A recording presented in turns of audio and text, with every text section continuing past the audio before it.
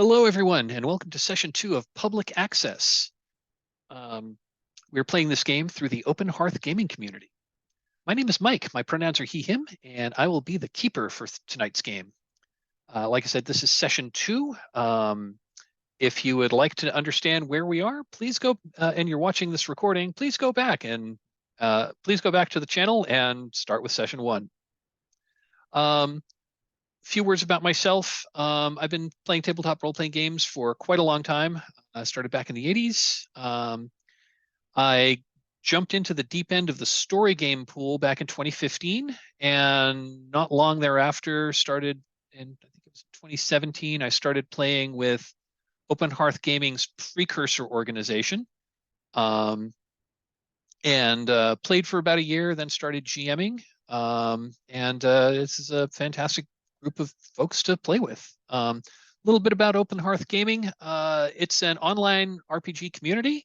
We play, we're like open and we are open and welcoming to anybody who wants to play games with us. We play all kinds of games, although we tend to focus on indie games, story games, and we tend to focus on indie games, story games, and OSR games. Although, hey, if you want to join with us and play some D&D, we can totally do that.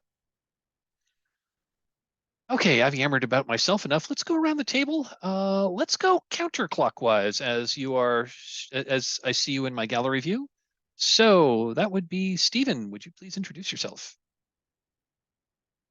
Yeah, hey there. I am Stephen, he, him. Do you want me to introduce myself or my character as well? Why don't you do both if you don't mind?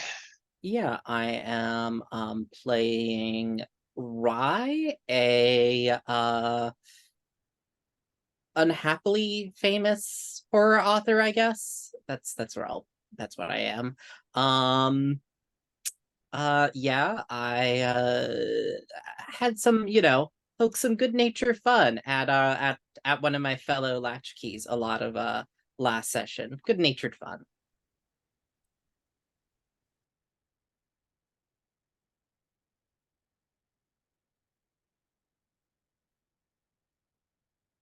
Awesome. Thank you. Oh, I'm sorry. Did you have Oh more you no, wanted to sorry, say? I thought you were talking and I was gonna say you're Oh, muted. sorry. Okay, cool. And Brandon, would you please introduce yourself and your character? Hi, I am Brandon, she, they, and I am playing Thorn, the goth mom. Awesome. And Kay, would you please introduce yourself and your character? Yeah, hi, I am Kay of the she and they variety, and I am playing Derek Goldberg, our popped collar princeling, who this seems to be very fixated on getting all of this spiritual, magical videotape shenanigan dealt with as soon as possible, please and thank you. And I'm just updating everyone's Zoom names so I can keep track of who's playing whom. Awesome. Yeah, So we are playing. I'm also adding some of the info into the house on Escondido Street, like the question and stuff. Oh, okay, cool. Yeah, I hadn't gotten a chance to do that. Like maybe if you want to open, there was a thing that we didn't get to last time. Do you want to ask the prompt question for one of us? Yes, hold on a moment. Again, bear with me. I am not. Okay, no problem.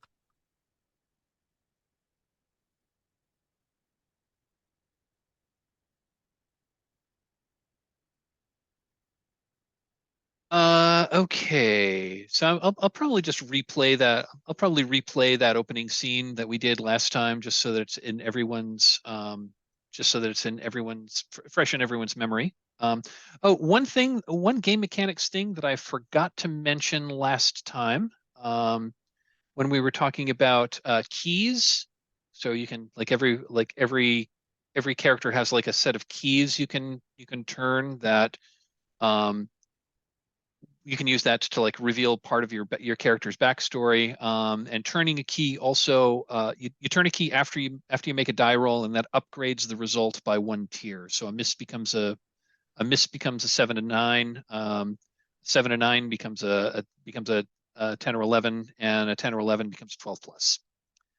You can generally turn each key once. Every mystery has its own key. And oh, looks like you already put that in. Yep. Thank you. The key of the cave dweller.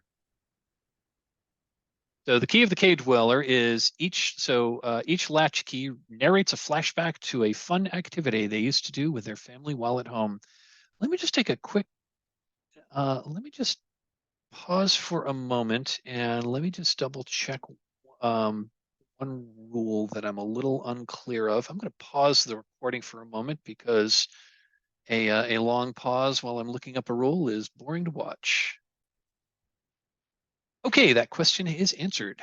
So I think what we're going to do is, before we go any further, I just want to briefly mention that we are playing with a layered set of safety tools. We went over them in detail last week, and they are all still in play. Very briefly, we are playing with an open door policy, which means any one of us can step out at any time for any reason. Everyone is free to say that they can't play anymore tonight, and they're going to step out and they're just going to resign from the game. You have all, you can resign from tonight's session. You can resign from the rest of the series if this isn't to your liking. That's all well and good. Everyone is empowered to come and go from this game as they please. That's open door. The second tool we are using is a proactive tool called Lines and Veils. We have set aside a number of topics that we've decided we either don't want to play with at all, or we only want to play with under very specific circumstances. So if a subject is aligned, it's not going to appear in the game at all. If something is veiled, that means we're going to treat it with kid gloves. It's something that we can acknowledge maybe happens. You might see signs that it happened. You might hear reports of it happening, but it's not going to happen on camera, and it's not going to happen to the player characters. And that reminds me, I made a stick note of all of those that I like to float on top of my screen while I am playing. Let me pull that up, and there it is. The third tool that we're going to be using is called the X card. This is a reactive tool that we can use in game if at any time during the game something happens that you don't like. Whether it's making you uncomfortable, or somebody has added something that you think is off tone, or sending the story in a direction that you don't really, that you don't really feel great about, you can invoke the X card. You can say X card. If you're on camera, you can make an X gesture. That means when you invoke the X card, we're going to pause the game, and we're going to have an out of character discussion about what needs to change. You don't have to tell us why. We do need to know what. And then we'll figure out how to move forward. Whether that means we'll just like jump to the end of the scene and pick up the next one, or we'll rewind and replay the scene differently, or whatever. One note about the X card: it is perfectly okay to use the X card about things that happen in game or things that happen out of the game between characters. So if someone is regularly mispronouncing your name, getting your pronouns wrong, please invoke the X card. We'll have a we'll have a discussion about that and make sure that everyone is here to have fun. And the reason we're using safety tools is to focus on the fun and not focus on the things that we might not have fun with. Any questions on safety tools? Okay. So to recap, our 3 characters are members of an online group that called themselves the Deep Lake Latchkeys. You, at one point when you were young, you had lived in the town of Deep Lake, New Mexico. While you were there, you liked to watch a local public access TV channel that was like weird and wild and wonderful and weird, called TV Odyssey. This was their logo.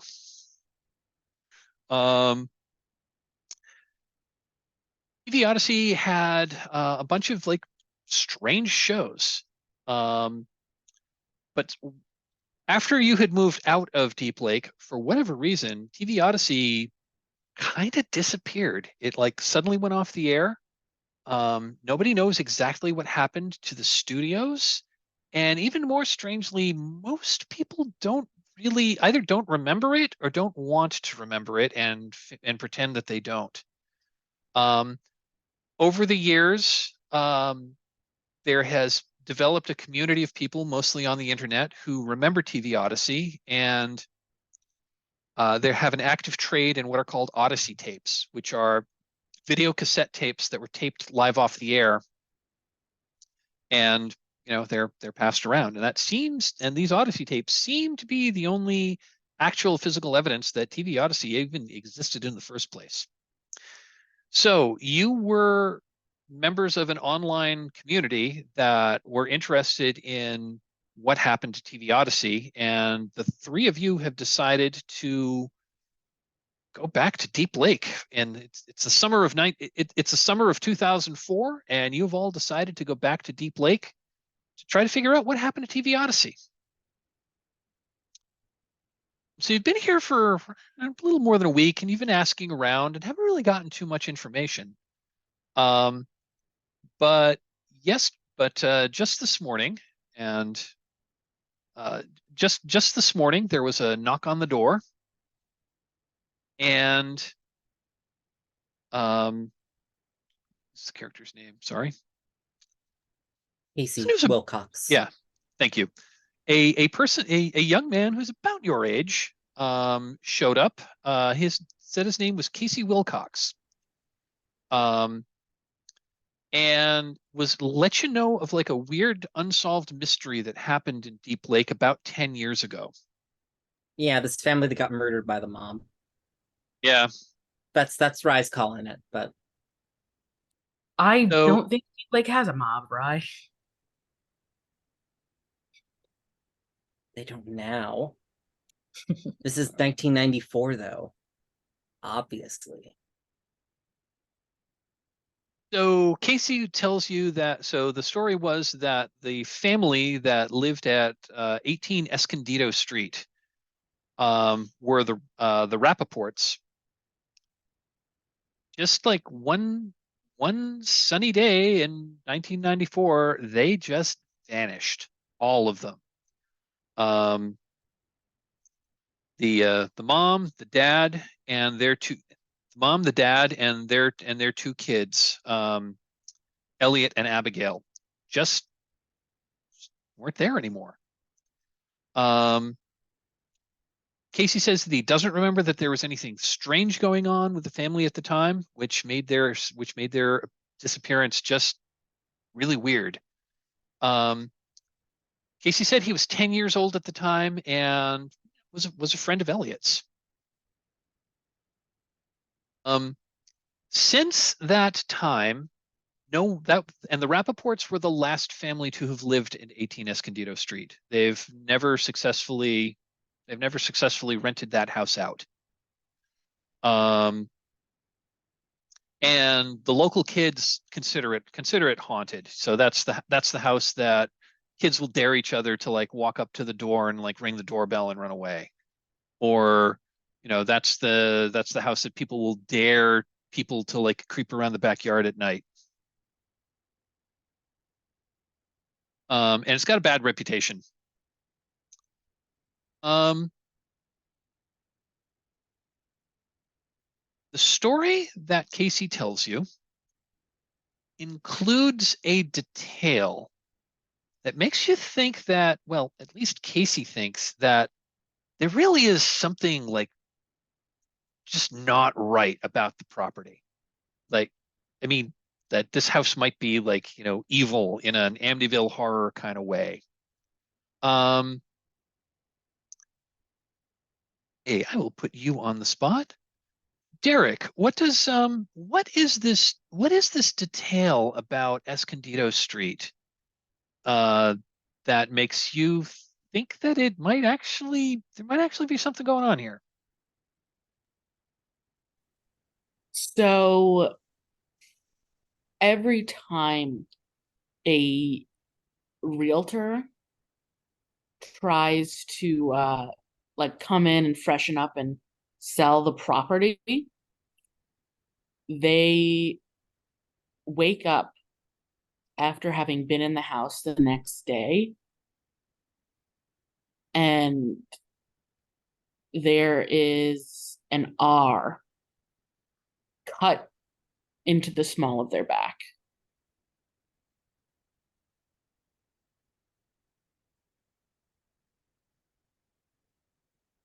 That's freaking creepy. I love it.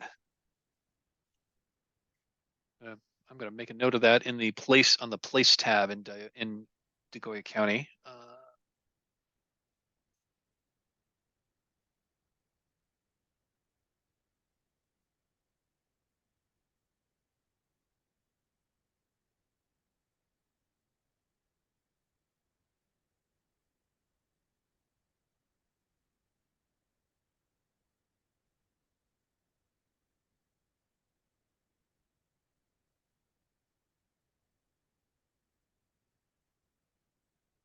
Let me reiterate what I'm writing down to make sure that I've captured what you said.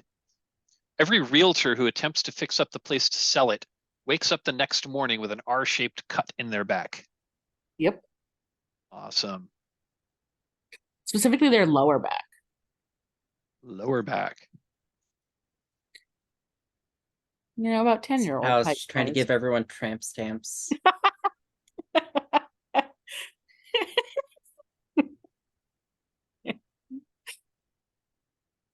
Well, that might and honestly, that might be if that's happened to more than one person, that might be a reason why no one's trying to sell this place and why it's been Yeah. more or less abandoned for 10 years. That the realtor, even the local real estate companies, they don't want to try to sell it.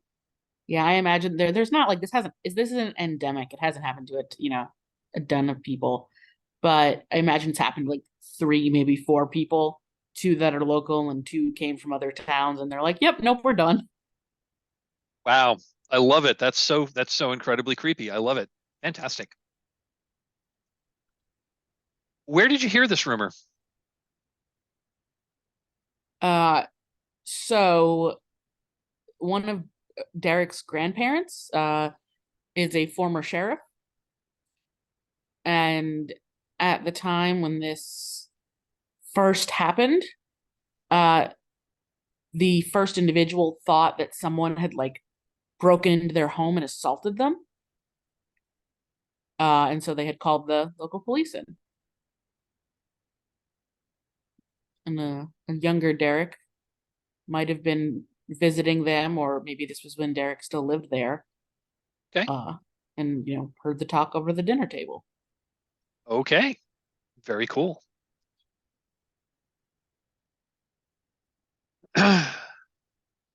So, Casey's there in your house on Casey's there in your house on Rodenbecker Street. And says, is this something?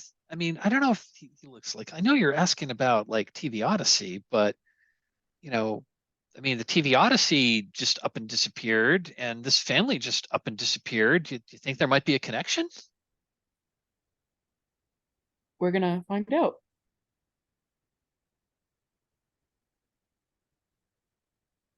Well, cool.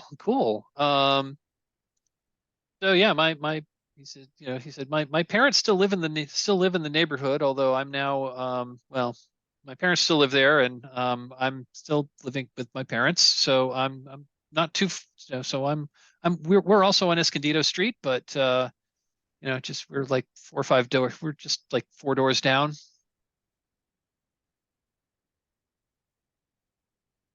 All right. So cool. Yeah, I guess you know where it is. You need anything more from me?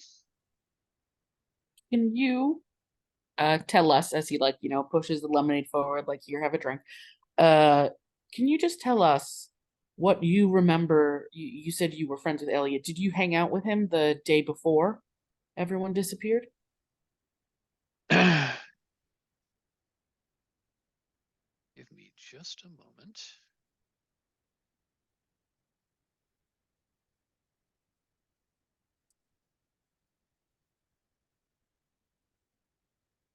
All right, let me just make sure I'm.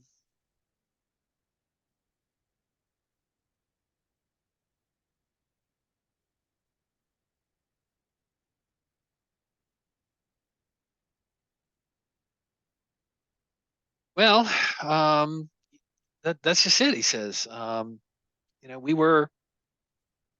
I mean, yeah, he was over at my house the day before, and we just, we watched some TV. We watched some TV. We played with our Transformers. My mom gave us both lunch. We like wandered, we like, wandered around town for a little while. Dropped by the videos, dropped in the pizza shop and played a couple of video games, and then he went home. And um, he was supposed to come by again the next day, and he never showed. And when I went over to see what was going on, there were police cars in front, and that was the last time and the day before was the last time I ever saw him. That was, I got to tell you that, well, like what happened just really messed me up. I was in a really bad place for a long time. Once Elliott disappeared, it took me a long time to get over it. Oh, This there's just there's something messed up about. I mean, there's something messed up about this whole town, frankly. right. So he says that. Are you trying to? I mean, are you like anything else you're trying to like? Basically, are you? I'm just going to flat out ask you: Are you? So it sounds like you're trying to otherwise gather information from him. Yes. Okay. So you're just kind of engaging him in conversation here, or is there anything else you're trying to do? Yeah, just asking about, you spent a lot of time in this house, I imagine, because you guys were best friends. What was it like? Did you ever notice anything? Um, anything about the house? Did you ever sleep over there? What was it like at night? Okay. Well, it sounds like you're making the meddling move, so I think we're going to have our first roll of the night. And you know what? I don't think I ever linked a dice roller, so let me do that super duper quick here. This game has very simple dice mechanics, so a very simple dice roller works. I usually use roll dice with friends. Let me just pull that up here.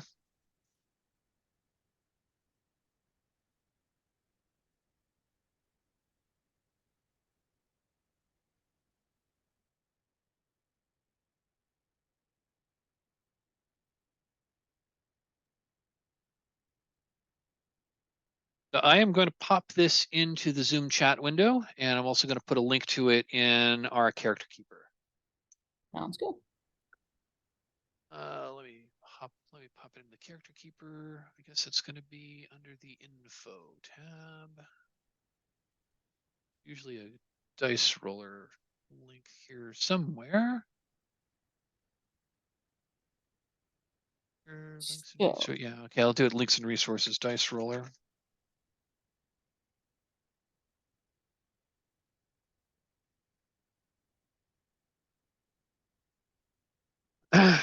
So if you go to Roll Dice with Friends, it should say public access August 2023. Where it says name, the default name is Dallas Dice Roller. The first time you go there, please go ahead and highlight that and put in your character's name so we know who's rolling what. So I think as this is going on, you notice, or at least I don't know if Casey notices, but I think maybe Rye and Thorn notice that something's slightly different about Derek's posture. And you see his fingers are almost thrumming in a certain pattern on the table, his eyes sliding a bit closed. As I would like to, as I'm listening and putting myself there, use specifically my sensitivity, almost kind of trying to delve into these memories as Casey describes them. So you're less so Okay, so you're trying to get him to open up, and you're trying to basically use so you're trying to use your connection to like you're almost trying to like use like invoke your own like latent psychic ability, or you're trying to like just gain some, I don't know, gestalt information out of this, or trying to get a vision. I'm just trying to Yeah. figure out I'm just trying to figure out how to use So sensitivity here. yeah, so essentially, part of why Derek has an interest in this is he's been experiencing phenomena, and so it's slowly been kind of a growing thing here. And so I think he's trying to tap into that, perhaps maybe even for the first time. And is trying to like focus on the evocation of emotions and thought that in the past have plagued him as a detriment and forced, a vision or an understanding of something onto him. For the first time, he's trying now to utilize that to help in a situation.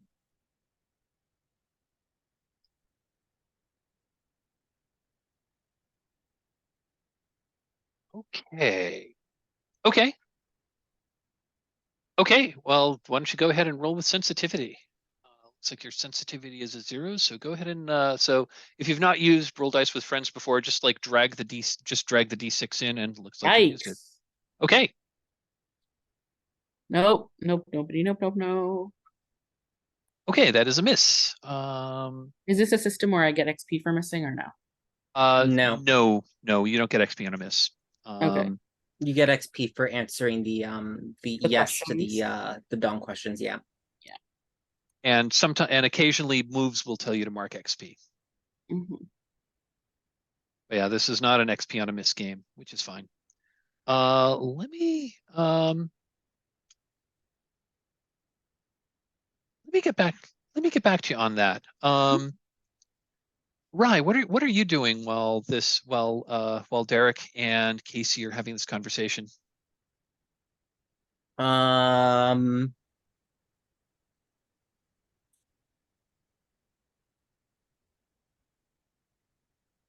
I'm making myself a sandwich. I'm gonna go investigate, but like it seems like talking to this guy is a Derek job, isn't it? I mean,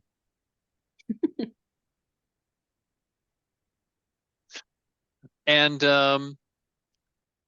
Thorn, I will ask you the same question. What are you doing while Derek is having this kind of like intense, and I'm guessing fairly quiet conversation with Casey?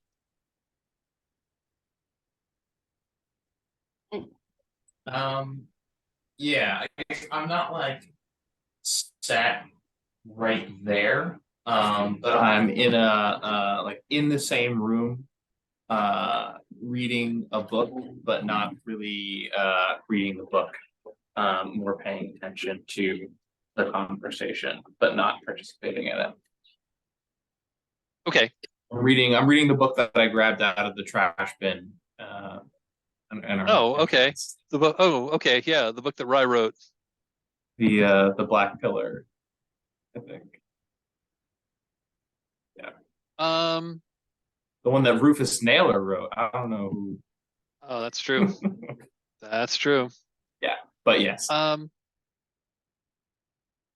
So, so Derek, while you are talking with Casey, I think what happens is you're like staring at him, and you're like, you're like staring at him, and he's talking, and like the words are almost echoing in your mind, and um such that you're not really listening to his words anymore. And as you look, and as you're looking like almost past him, your vision just kind of clouds for a moment, and you see a green door. You can't tell if this green door is an interior door or an exterior door. You just see a green door with a brass handle. Mhm. And you look at the brass handle and you now see it is dripping with blood.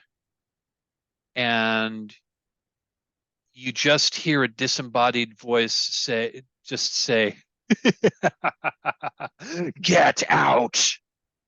And then you snap out, and then you snap back to the present. How do you feel about that? I think this is the first time something's directly spoken to him while he's awake.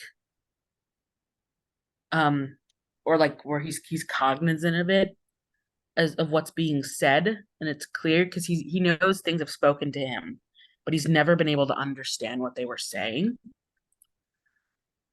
And so he's deeply intrinsically fascinated by this, but at the same time, that's fucking scary. And I think we watch as he had been like kind of hunched and leaning, and he like almost like you could hear almost his like neck crack and his back crack as he suddenly like slams back up from the table, goes into like a sat straight position. Some parlor kind of leaves his face. Okay, I'm going to give you I'm going to give you the condition shaken up. Okay, yeah.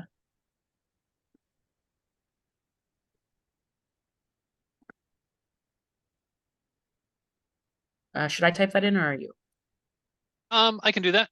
Either Okay. way, you should have access, but Yeah, I'm just checking. Just checking because I went to write and I saw you were highlighting the box. I think that might have just been where my cursor was. Fortuitous. Um,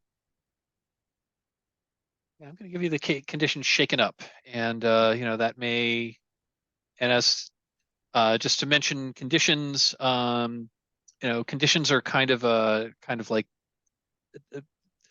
they're a fictional aspect that's currently on your character, and that may limit or restrict your role playing options, or conceivably simply impose disadvantage on a uh, yeah, I think sort of in almost a dazed constructed voice. Derek is just like, were there any green doors at the Rappaport house? Green bronze knobs. green door. How did you know that? Yeah, it was weird. That was one thing that I always found weird about the house. The door to the basement was painted green. Basement. Basement, yeah. Did you ever go in the basement? Um, I asked about going to the basement. Elliott always said that it was really scary down there and we shouldn't go.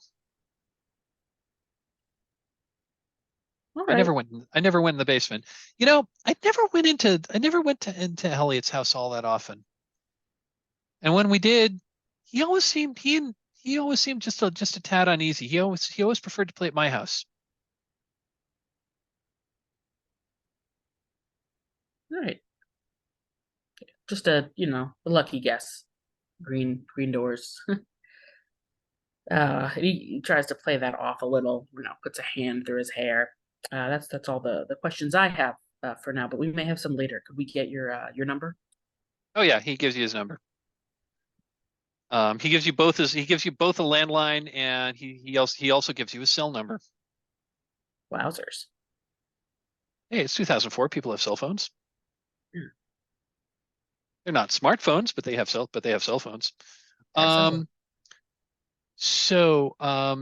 I am going to over on the we are in the that's right. I forgot to mention we are in the day phase. So this is up. So the day phase is we're the day phase is yours to do with as you want.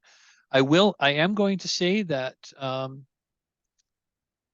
there is a question which needs to be answered. And it looks. Oh, thank you. Thank you, Stephen. You already put that in for us. So the open question, just to resolve to the first part of this, is what happened to the Rappaports? The complexity is 6. So, and the way this works is in order to answer a question, you're going to need to do the theorize move. But in order to do that, you need to find some number of clues to so you're going to be doing a bunch of the meddling move to try to unearth clues. When you are ready to attempt to answer this question, you'll be using your clues to inform a theory of what happened. So in order to succeed, the roll is going to be 2d6 minus the complexity plus the number of clues that you've answered. So in order to roll flat, you'll need to have discovered 6 clues and incorporate these 6 clues into the theory to answer the question. Yeah, you could also theoretically explain some clues away as like, this is what's actually happening with the clue. It's actually like, the red herring of the mystery. Yep. Yeah, so you can either incorporate the clue into the story, or you can explain how this clue is not actually relevant to this. You just like found something that it's a red herring, like just what Steven said. Very cool. And we prefer like, if we get a miss, it's usually like opening for Mike to make things much worse in the mystery. So like, and if we do want to bump it up, it's really expensive to bump up a miss on these. We all have to mark a map. Exactly. You can't, so normally you can bump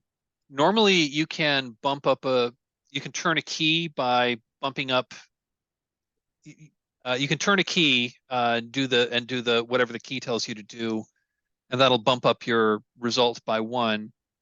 But in order to turn keys to update to upgrade the theorize roll, all player characters have to turn a key. So yeah. That's expensive. Exactly what Steven said. It is more expensive. Yeah. I mean, I'll say what Rye's doing with the day phase.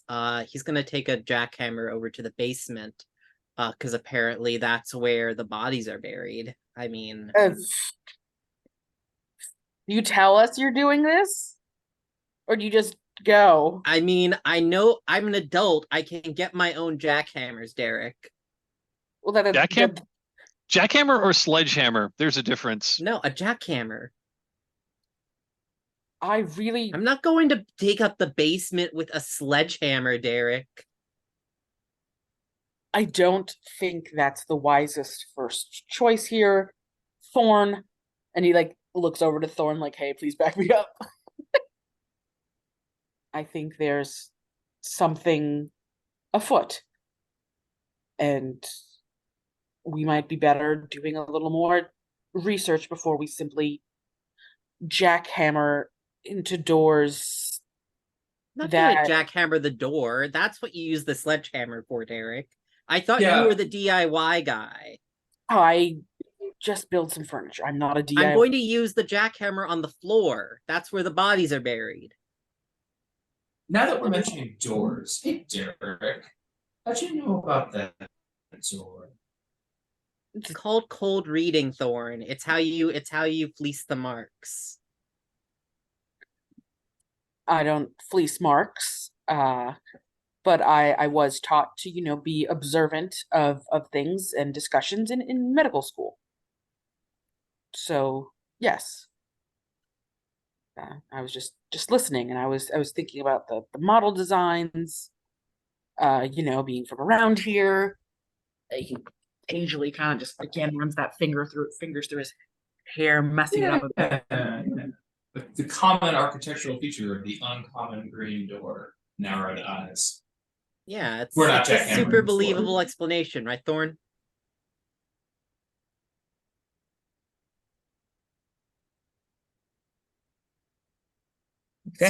Sorry, Derek. Okay, as Derek. Oh no, you're fine. You're fine. Super believable indeed.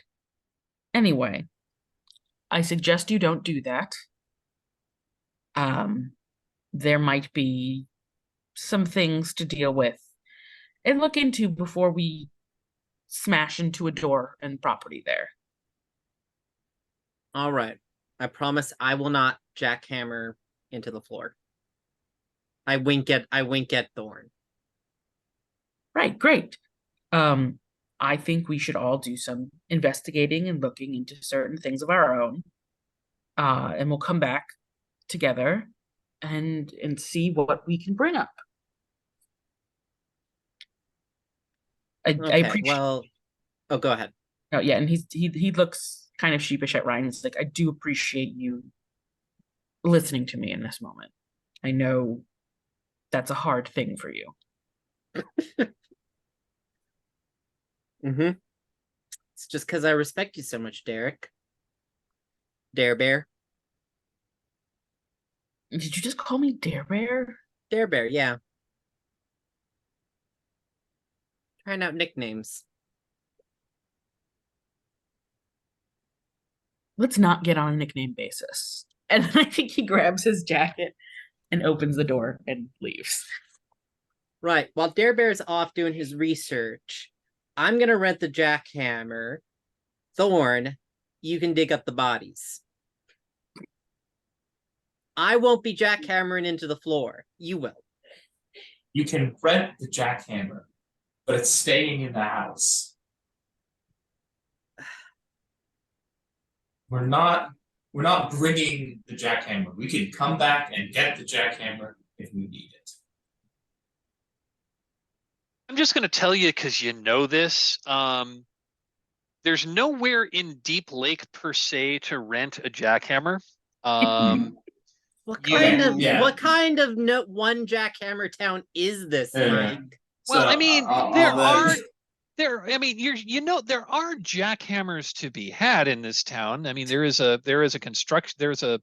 construction company that operates out of Deep Lake, but they don't rent their equipment out. If you wanted to actually go to a place that rents equipment, you'd need to go to the next nearest town, whose name escapes me at the moment. Yeah. So I'll have to put a pin in that because I know it's named. I just forget what it is off the top of my head. You're just saying have to go and sweet talk some construction crew for their jackhammer. I mean, if we really need a jackhammer, when do we not I think need I a know. jackhammer? And I think I know someone who can get us one.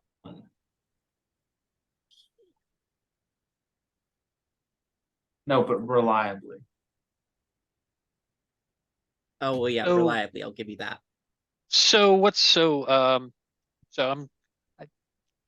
That seems like the scene there. I'm happy to hard frame the next scene. Where would you like? I mean, are we going to cut to you walking up to 18 Escondido Street? I mean, apparently, because there are no jackhammers to be found in this city, I will go and investigate this basement myself.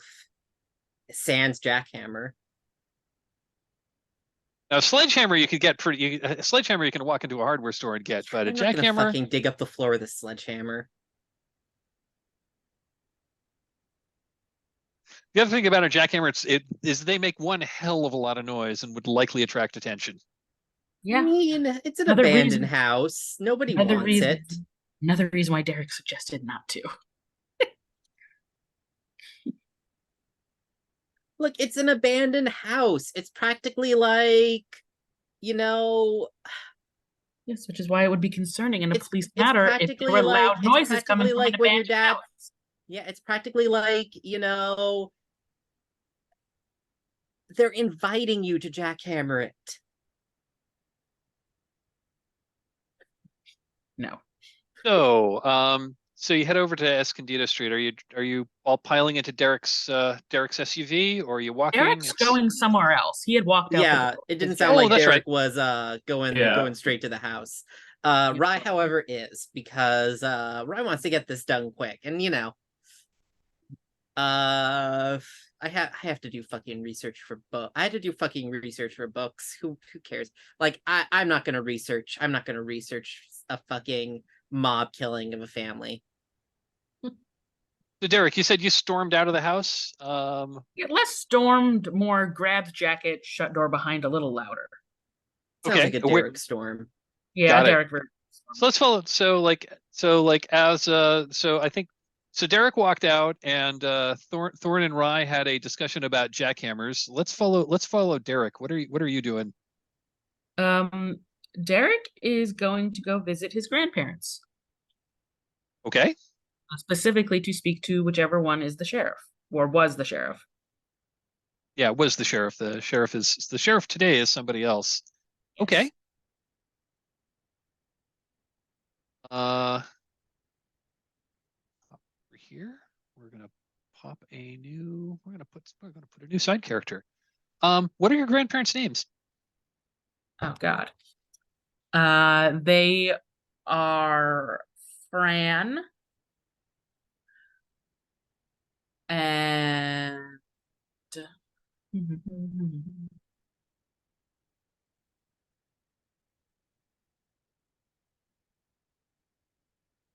Harold. Fran and Harold Goldberg. Goldberg. Mhm.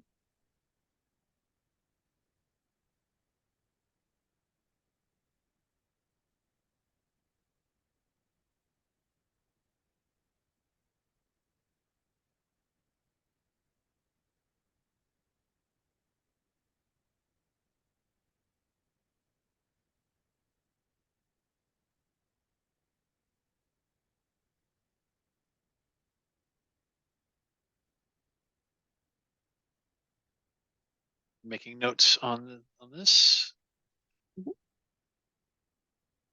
Adding them to our side character house on to the side characters of House on Escondido Street as well. Spicy.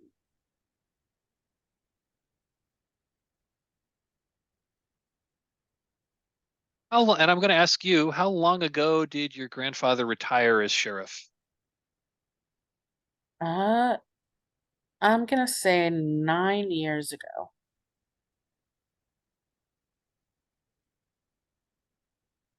Because this occurred 10 years ago. Yep. Yeah.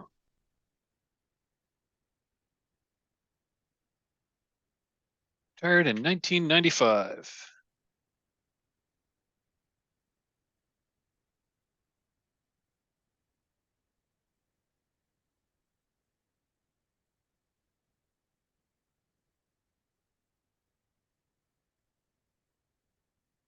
Okay, you head over to your grandparents' house. Do they live right in town? Do they live outside of town?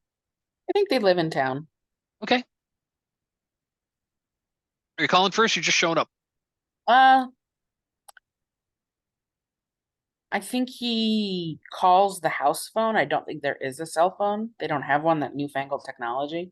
Why do you need a cell phone for? You know? And your grandpa was like, I used to carry a walkie-talkie, and it was just be really annoying. People could catch me whenever they wanted. So yeah, I think he calls the house line, sees if anyone picks up. Your grandmother picks up. Hello. Hi. It's Derek. Derek, Derek, you've been in town you haven't been over nearly enough since you've come back to Deep Lake. I know it's just for the summer, but are we going to see you sometime soon? Yeah, I'm actually on my way over. Happened my. to have a moment. Thought I would Oh. come down. Is Grandpa there? Yeah, well, he's mowing the lawn, but yeah, yes. Tell him to stop. I'll mow when I get there.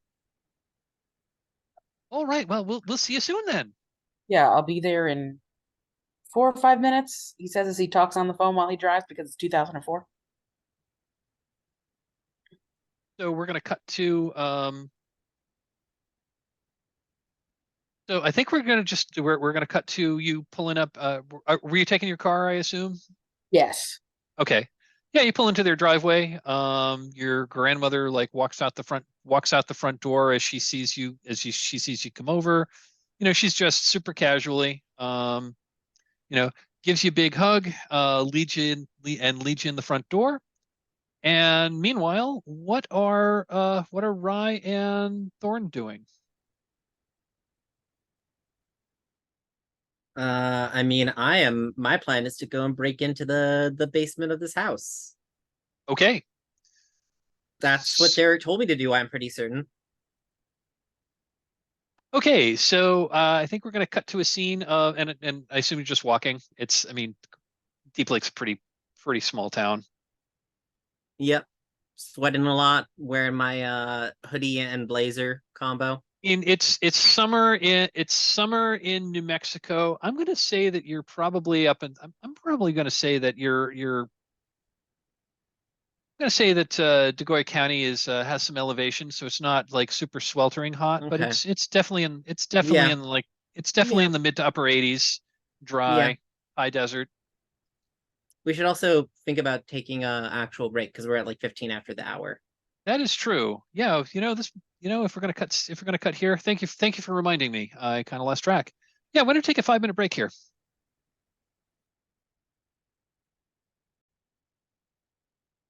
Okay. Um, so, um, so Rye and Thorn were heading over to 18 Escondido Street. Wait, is Thorn heading there as well, or Oh, I'm sorry. I didn't mean to speak for you. Was Thorn going too? I think so. I think Thorn would maybe be doing some like archival research, but instead is going to come and either get arrested or I'll make sure they don't get arrested. See how it goes.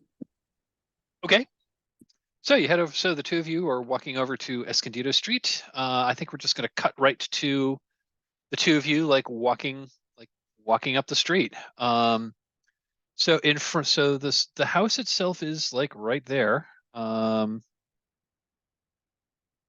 I've got a description of the house.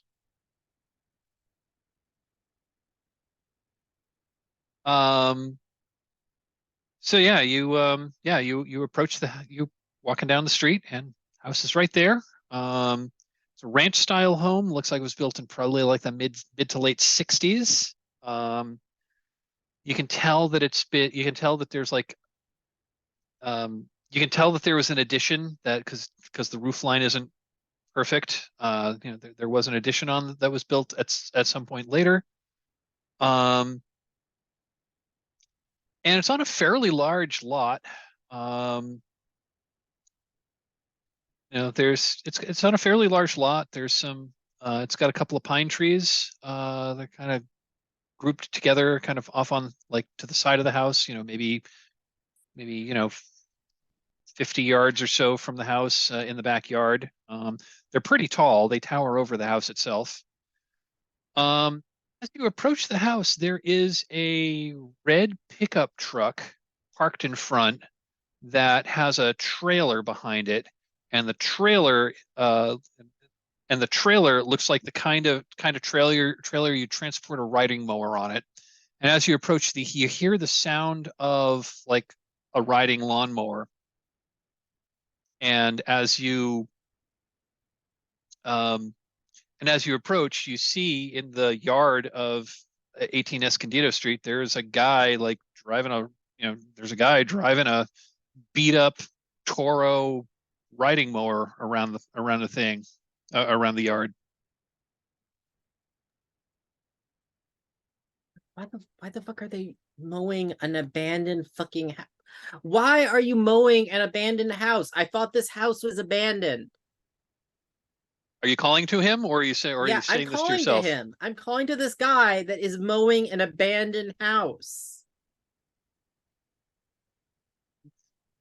He doesn't hear you for a moment, but then he doesn't notice for a moment because it probably doesn't think you're shouting at him. But then he realizes you are, and he like looks at you, realizes you're shouting at him, cuts the motor, gets off, and like slowly walks over to the edge. I'm gonna say there's it's not a picket fence, but it's one of those, there's like a rail fence around it.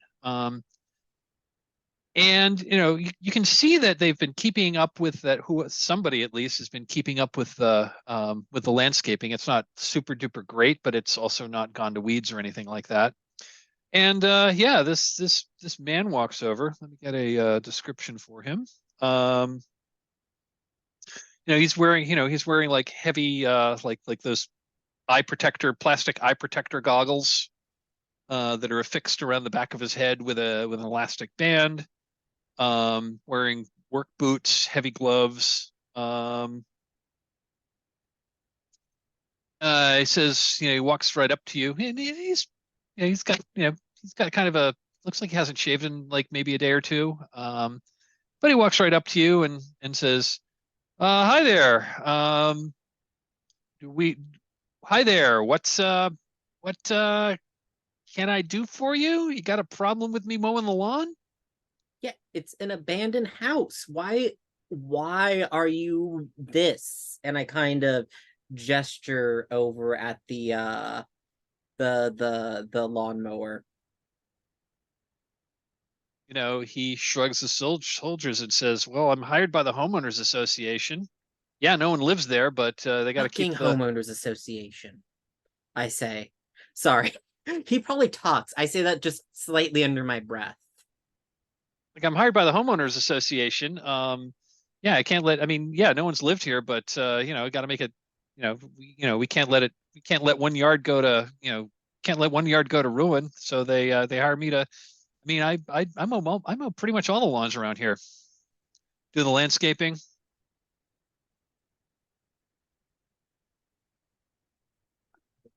Oh, I mean, I'm just thinking of how assholey Rye is here. I pull out my fucking wallet and I say, look, we wanna poke around in here. How about $100 and you don't you just keep mowing out here? Oh, you want to go in the house? And he looks Yeah, at yeah. he looks at, and you actually are handing him you're handing him a Yeah, Benjamin. I'm handing him a Benjamin, yeah.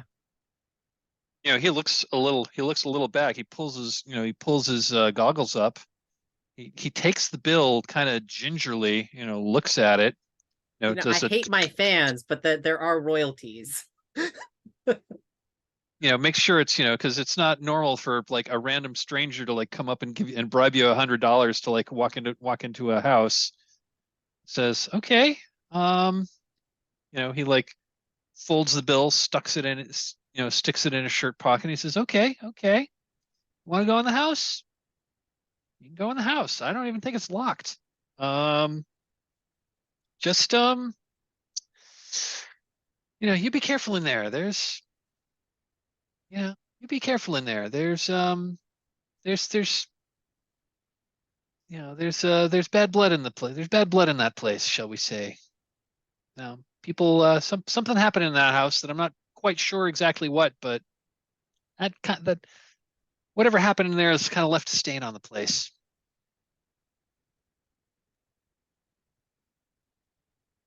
You ever notice anything strange while you're keeping the grounds? Well, at that, he opens his eyes wide and just like gives you a knowing nod and says, "Oh yeah." Um, you know, People assume that I'm just a big dumb landscaper I drive a lawnmower. Oh boy, who's that? People don't look at me. People don't usually even bother with asking me any questions like this. So I'm happy you're asking. I've got one of the most important jobs in this town, or at least in this neighborhood. Um, you know, because I know the land. I know the land under everybody's feet, and I've got a connection with it. And, I know when things are right. I know when things are not right. And he kind of looks around. This house, this land, not right. Right. Are you asking? And I'm so. Are you asking him any specific questions or? Uh, I mean, I guess just if more generally, if there was anything, anything odd that he'd noticed or anything specific we should look out for. Okay. And I guess if he knows a way into the house, I'm sure he spoke Okay. around a little bit. Well, he does say that. Well, he says, he looks up the I mean, street. he just said the door. It was unlocked, right? So He like, did say the that's door was way in. Oh, he unlocked. did. Oh, He did sorry, say he sorry. did say the door. He did say the door was. He did say that the door was unlocked. I missed that. Why? Why is the door unlocked? That's suspicious. Just Um. banks don't just leave their houses unlocked. Well, it's got a bad reputation. Most people don't come. Most people don't come here, and when they do, if people do go in there, they usually don't come back. Shall we say? Sounds like Raya's you're. already walking off into there. I was going to say, it sounds like you're conducting research or trying to gather in. Are you trying to like conduct research or gather information here? Yeah, Okay. yeah. He seems like someone who has spent a lot of time around here. Got it. So you're kind of recently. chatting him up. So, yeah. So it sounds like you may be doing. whatever. I think you may be doing the meddling move. Okay, And if you're that's- talking with him, it sounds like unless you want to go with a different direction, it sounds like you're probably using presence to try to coax some information out of him. Unless you yeah. want to make an argument for that you're using a different ability. No, presence would be right. Okay. So that's going to be a fat 4. Another miss. Unsuccess. Oh, the dice have not been your friends tonight. I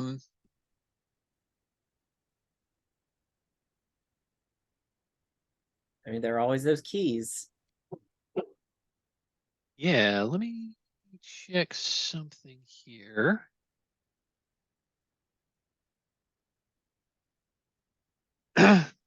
So Rye, you said you like while Thorn was chatting with the gardener, you were just like walking right up to the house. Yeah, I'm just heading in there. Okay. So as you are, as you are like just stepping on the front door, a woman's voice calls out to you from the other direction, which says, "Excuse me, young man, what are you doing?"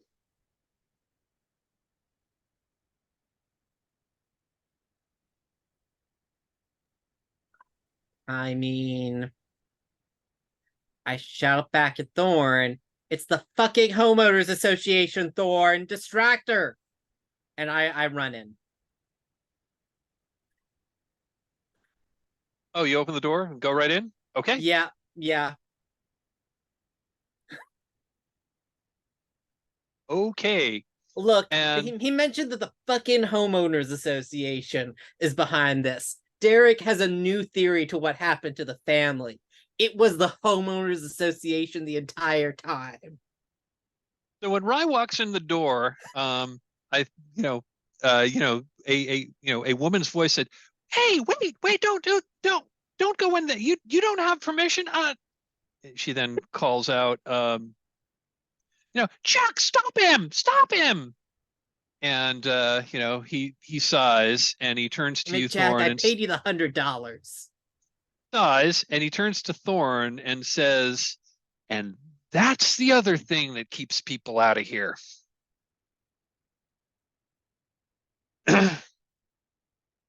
um, he then shouts out, he then shouts out, "Okay, Patience, okay, okay, Patience, I got this." And he starts like walking toward the door and glances at you and glances at Thorn as if to say, "You coming?"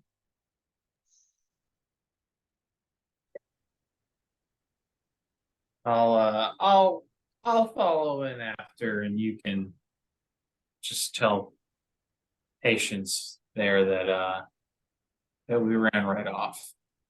Although she's probably just watching.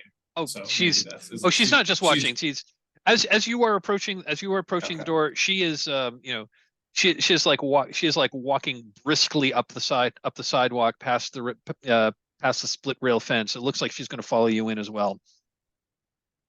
Rye, you've got in there. Rye, you've gotten in there first. Like Yeah, I have to fucking gotten in find there- a clue before this I was going to say you've gotten in. association thug catches up with me.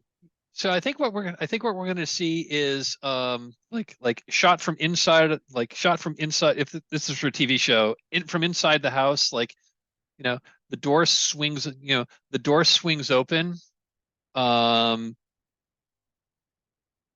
But so it's a shot from inside the house, but it's kind of at a Dutch angle. Everything's really dark in here. It gets really bright when you open the door, almost like washes things out a little bit. You step in. You step into the room, and the door closes behind you. Meanwhile, at Derek's grandparents' house, Yeah. Derek, you are sitting at your grandparents' kitchen table. Your grandmother has placed a hastily constructed but delicious-looking ham, cheese, and tomato sandwich in front of you, and an ice cold Coke. Yeah, no. And Derek's like, thank you so much, Grandma. That wasn't I wasn't hungry, but thanks. I'll he like takes a bite. Hey, listen, where's Grandpa? I was hoping to talk to him about something, actually. So and then the back door, you hear the back screen door slam shut, and your grandfather's voice said, "Wanted to talk to me about something? What? Oh, you wanted to talk to me? What is it, son?" Yes, I did. I wanted to ask about an old case on Escondido Street.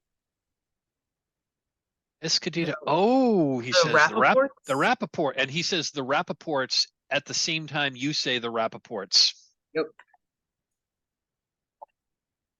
Yes. Yeah. He sighs deeply at the name. What are you asking about that old case for? Oh, just while I'm here for the summer, I was also doing some research on properties and things like that in case I should want to move back into town after my residency. Could always use more doctors here.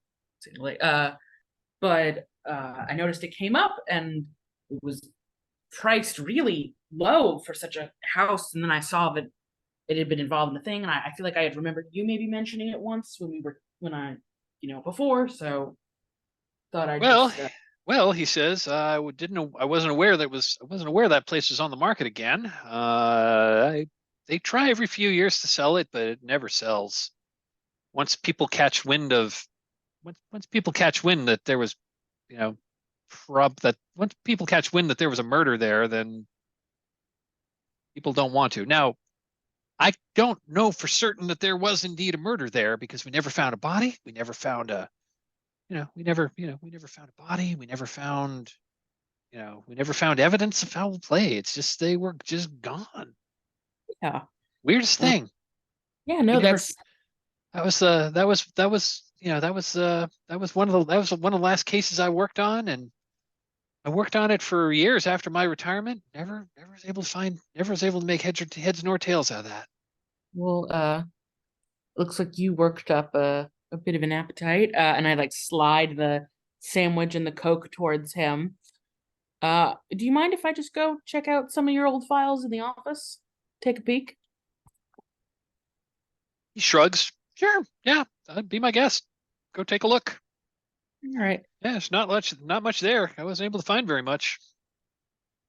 Yeah, thank you. I'll be right back. Just gonna take a peek. And he's gonna walk into the office and find any files or any information on Escondido Street. Got on it. that Sounds particular- like you are making a meddling move. What ability do you think you are utilizing here? I think this is probably reason. Okay, that makes sense to me. Yeah. So yeah, why don't you go ahead and roll plus reason? +1 is 5. Wow, no one can catch a break here. This is why I hate roll dice with friends. Yeah, that's a 5.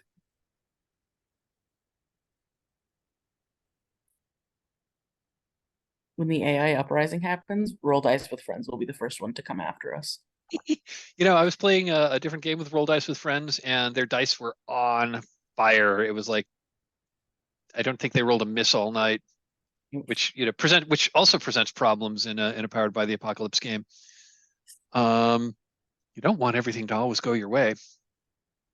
Okay. So yeah, so you're rifling through files. Oh, okay. I think I know what's gonna happen here. But I'll get back. But I will get back to you. So Rye, you're in the living room of this. You're in the living room of this house. Let me give you a quick description.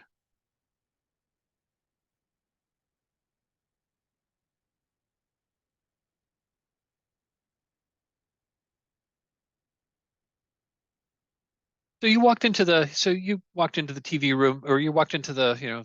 So there's this. I'm going to say the front door. Say the front door opens into kind of like the living room or the family room. The place is still furnished. There is a maroon sectional sofa in this room. There's the far wall is just dominated by this giant entertainment center, with a big old like late 80s like 27-inch console TV. There's a VCR on top of it. One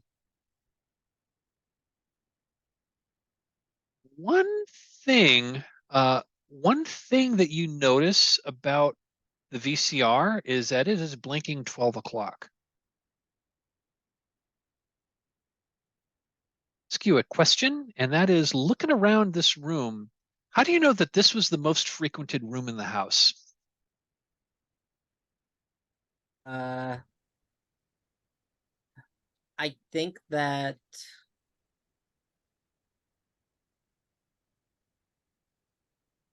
like everything in this room is a weirdly untouched, and I think it's like there is actually like it's almost like the whole family has set things down, and then like they were going to come back. Like there is a book that is sitting like pages down, like spine up on one of the sofa legs. There's a board game that's half finished. There's like a magazine that is laying out as if someone was in the middle of reading it. I think it's like it looks like the whole family was like, it looks like a whole family was here and then just disappeared somewhere.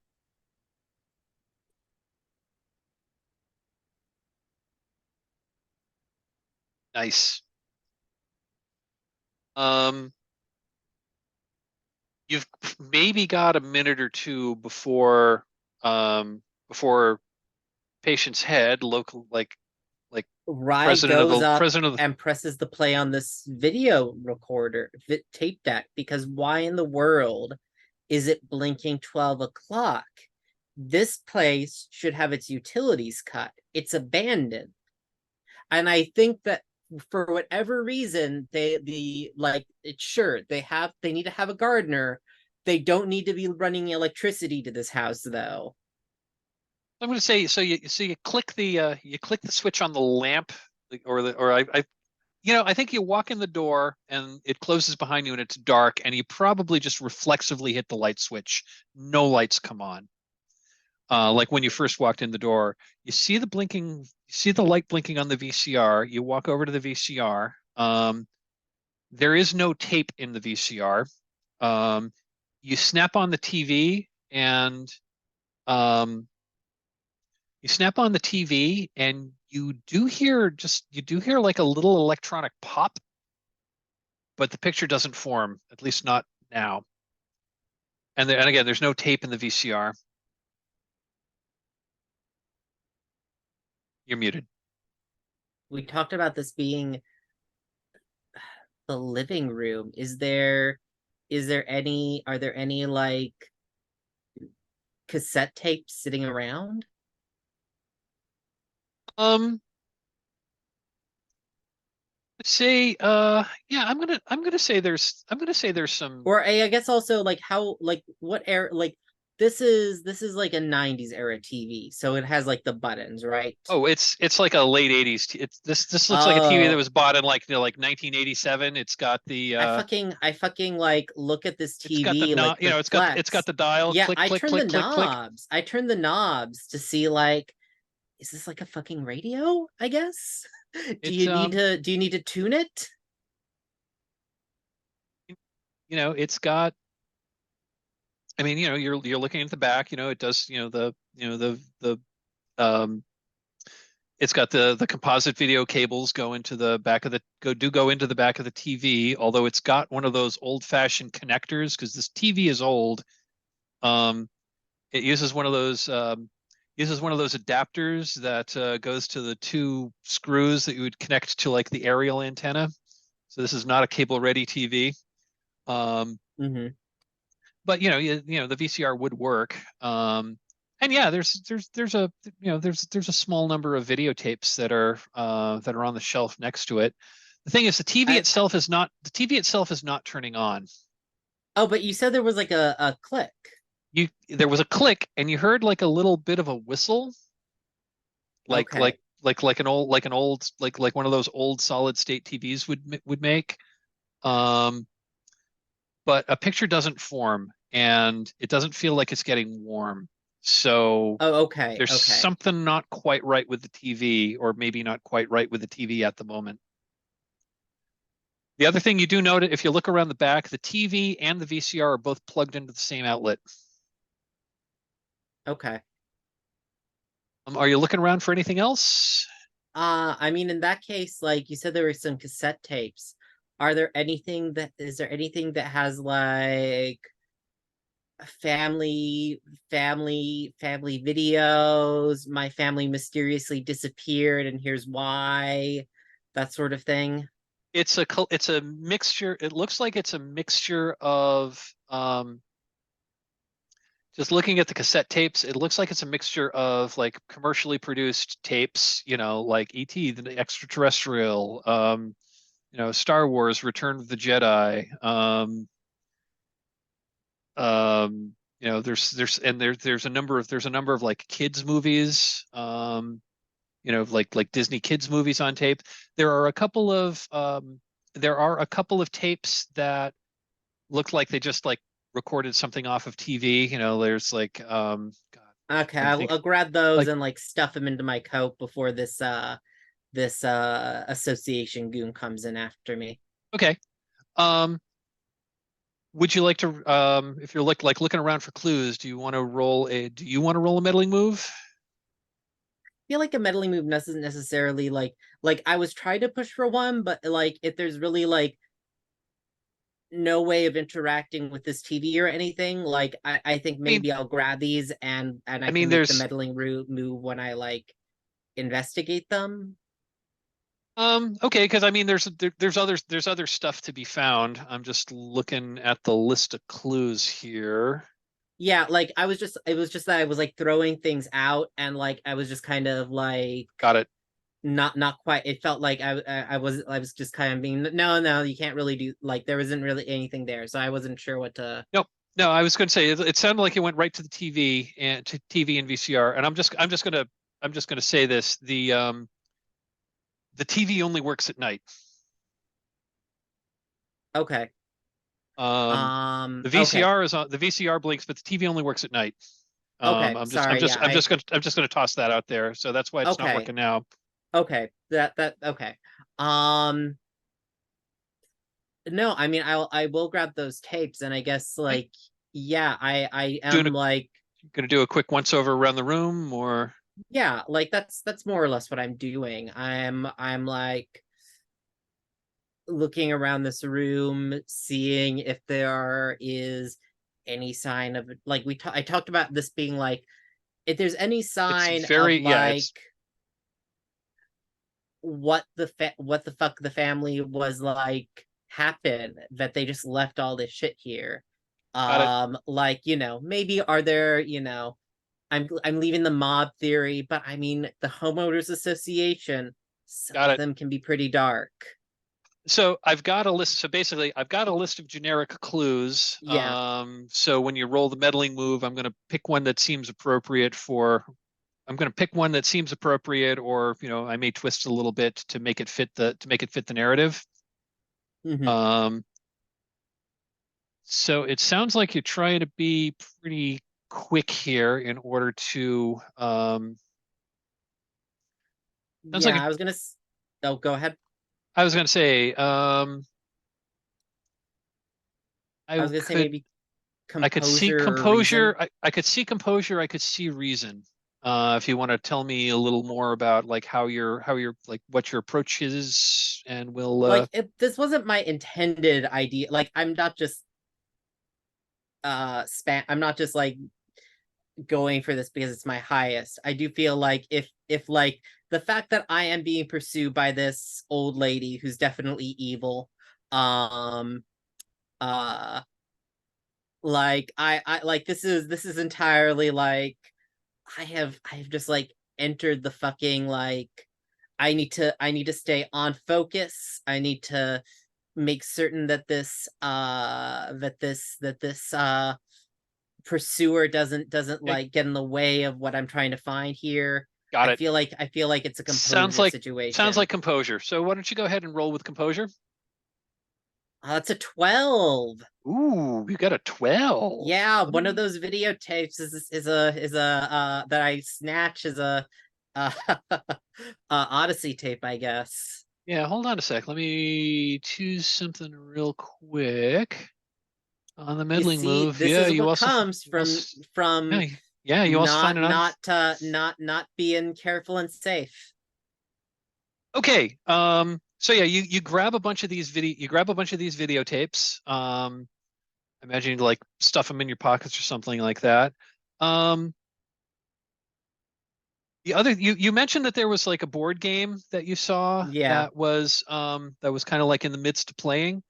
Hmm. Um, as you're like going out the door, you look down at that board game. It's Candyland, but it's a weird version of Candyland that you have never seen.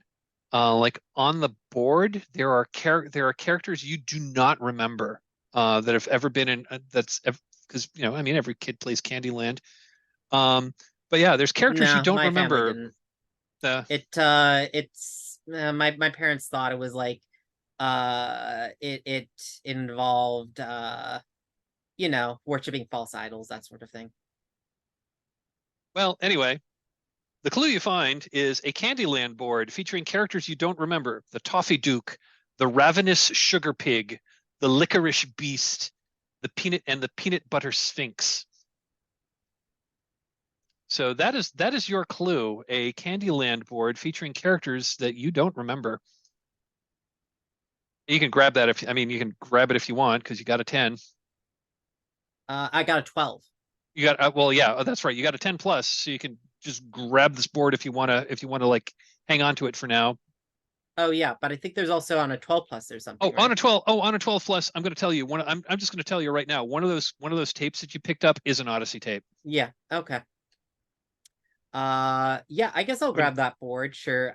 Well, I don't really don't have space on my like I can fit like some videotapes into my pockets. I'm gonna Okay. grab some of those characters and like stuff them into my pockets. Okay. Well, I mean, the characters are like printed on the board. Oh yeah, they're printed on the board. Okay, I guess I will awkwardly stuff it into my under my coat. Where are The clues? board might like fold in four, something like that. Yeah, it's okay. Oh, I I like- like the image oh, I of like- me awkwardly stuffing like a board under a coat pocket. That was Oh, fun. and I like that. Like you've never seen a Candyland board that folds into four like a Trivial Pursuit board. They usually just fold in half. Anyway, so while that's going on, Thorn, you are so you're standing outside the door with what was his name? Chuck the gardener. Is Patience conceivably of age like to be someone that I could like recognize, have interacted with in my youth of Deep Lake? She's a busybody. Oh yeah. And I'm So sure she- involved in local affairs. I'm going to say that I'm just going to say for the sake of argument that you might have overlapped your stay in here, your stay in Deep Lake with her, but if so, you don't. She probably doesn't remember you. Like if you were a kid then, and if you were a kid then and you're an adult now, she probably wouldn't remember you, even if you might have. It's possible you might have crossed paths, but let me describe her. She's wearing a striped polyester blouse. She has helmet hair, so like a like kind of a kind of like a short cropped a short cropped feathered cut that's been plastered down with a ton of spray paint, or not spray paint, a ton of hairspray. A hairstyle that would have been fashionable maybe 10 or 15 years ago, but isn't really now.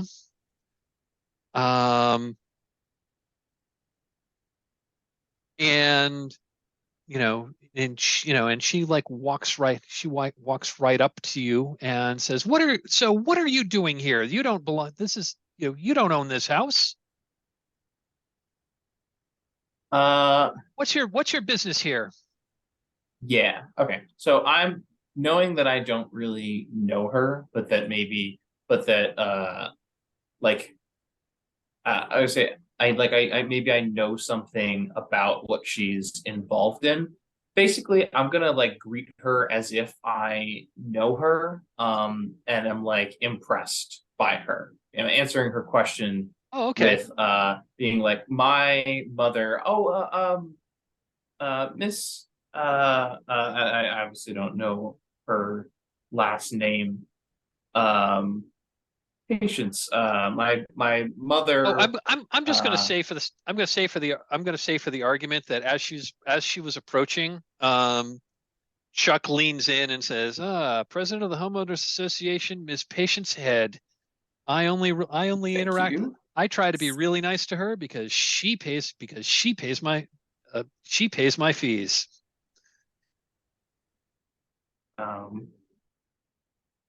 Miss Head. Wow, it has been such a long time. We've only met each other briefly, but my mother used to speak very highly of your work on the Shade Tree Commission. And you're responsible for that for the stand of larches over on Arroyo, right? I did do that for Arbor Day. Oh boy, that was a bunch of years ago. But oh, why thank you. But and then she like collects herself. What are you doing? What are you doing here? What this there's no one lives in this house. It's well, I mean, it should have been condemned years ago. Right. And we, my friend and I, are here about something very similar to that. We're back here in Deep Lake, investigating the mystery of this house, and for the paper. At that, she looks deflated. It's like, and really annoyed. Oh, you know what? So let me walk that back. What are you trying to, are you trying to charm her? Are you trying to get her on your side? Yeah, What I'm is trying to your make up a intention with this plausible- interaction? Yeah, my intention with the interaction is to make a plausible story for why we would be allowed, because she's concerned with whether or not we are allowed to be here. Okay. So I'm trying to establish that I'm someone that she knows, because people like this, whether it's with the rules or not, if you know them, then the rules are fungible. Yeah, that's Okay. the So I think we're going to do the day move here. I'll just read the move. When you do something risky or face something you fear, name what you're afraid will happen if you fail or lose your nerve, and then roll with an appropriate ability. So it sounds like what you're trying to do is get Ms. Patient's head on your side, or is it some, or are you trying to get her permission to go in the house? What are you trying to get her to do here? I'm trying to get her yeah, exactly, get her on our side, or to leave without calling the police. And what I'm afraid is going to happen is that she's going to call the police. She seems Okay. like that kind of person. That makes a whole lot of sense. It sounds like you're trying to be personable here, so that sounds like you're definitely going to be rolling with presence. Unless you want to make an argument for a different It's ability. Be presence. Okay. Yeah, presence is it. And I think this might be a time to turn a key. So Oh man, you just rolled you rolled a 5. This is what I said is the bad thing that could happen. Right, okay. Can't carry this whole team, folks.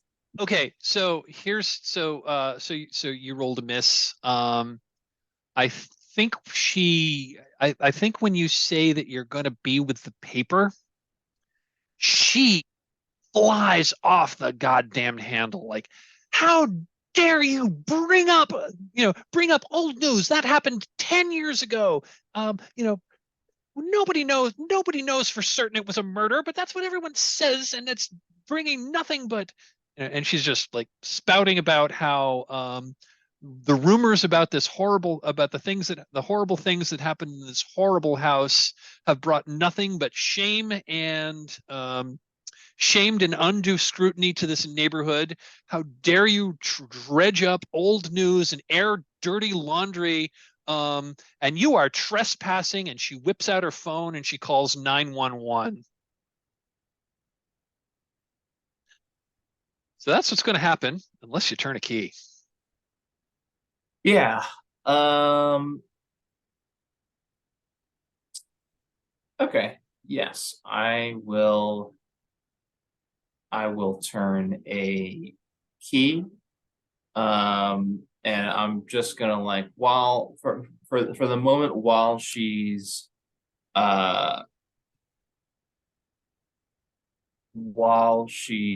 like yelling at me, it'll bring me back. I'll do a flashback to when I experienced childhood trauma. And it's gonna bring me back to let's see, a time when my stepdad was like yelling in my face about having the door closed is gonna be what it was. Having the door closed, listening to music loud, and that spirals into a bunch of other things as that does. And kind of snap out of that, I guess, and somehow pull that back, because I really have touched a nerve with the paper. I think what happens is when you snap back, you realize that her flying off the handle was your imagining what might happen. Mm. Because what really happens, let me just double check the move here. So what really happens is, let's see. So let me. So on a 7 to 9, the keeper will tell you how your actions would leave you vulnerable, and you can choose to back down or go through with it. If you go through with it, okay. So here's what's going to happen. So she says, like, she puts her hands, she puts her hands up and says, okay, you want to write a story about whatever happened in the past. Fine. If you want to look around the room, if you want to look around the place a little bit, fine. I'll escort you through the house. If you want to And take a quick look at it. I'm gonna assure her as well. I think as part of this that it's like one of those cheap by the checkout counter news of the I can't remember the name of any Weekly of World News or the Inquirer. Thank you. Or Weekly like World News. Yes, exactly. Like a Weekly World News kind of thing that nobody respectable reads. It's just like kind of extra. And I'll say like quite loudly, it's like, oh, thank you. That would be really helpful. I would love for you to show me around the house. So that Rye can hear. I think we're going to do a quick reaction from Rye. I think we get a quick reaction shot of Rye hearing this, hearing Thorn say this pretty loudly. You totally heard that. I start stuffing the board game into under my coat. Okay. That's the reaction. Got it. So I think we're going to go back to Derek, but we're just a little past the hour. Why don't we take our second break, and then we'll come back. And yeah.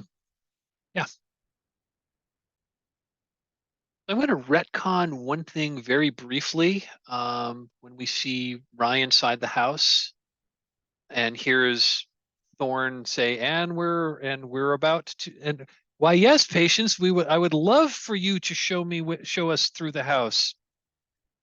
As you glance, I'm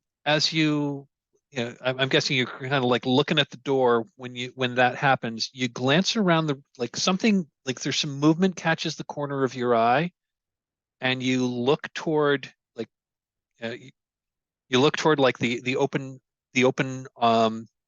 the open doorway that seems to lead into the dining room. Just for a brief second, you see like what looks like a little kid look like peeking around the corner, but as soon as you like turn to look at him, he like pulls away and like pops back behind the wall. And at that, we're going to hop over back to Derek, who is in his grandfather's office looking through his old files. Yes. You rolled a miss on that roll, so here's what I'm going to say that you find. What you discover is, as you're looking through these files, is that they are incredibly shoddy. It's like you're not a cop, but this is like some of the most incompetent police work you have ever seen in your life. Like your grandfather didn't know what the fuck he was doing. Yeah. There's like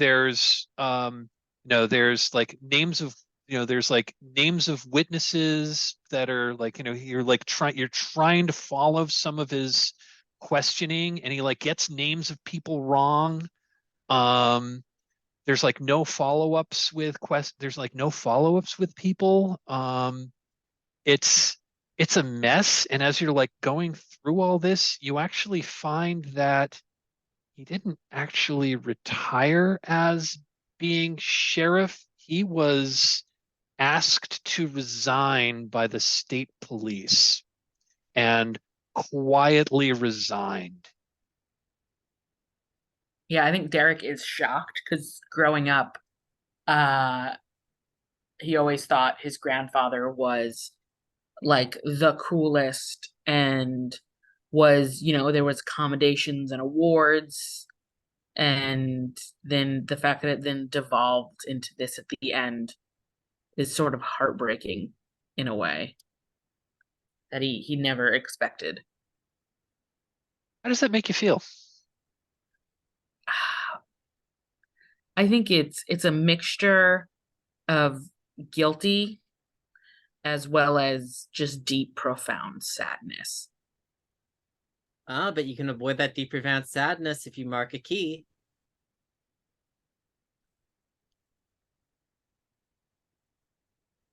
No. Okay. Yeah, I am going to give you the condition just very sad.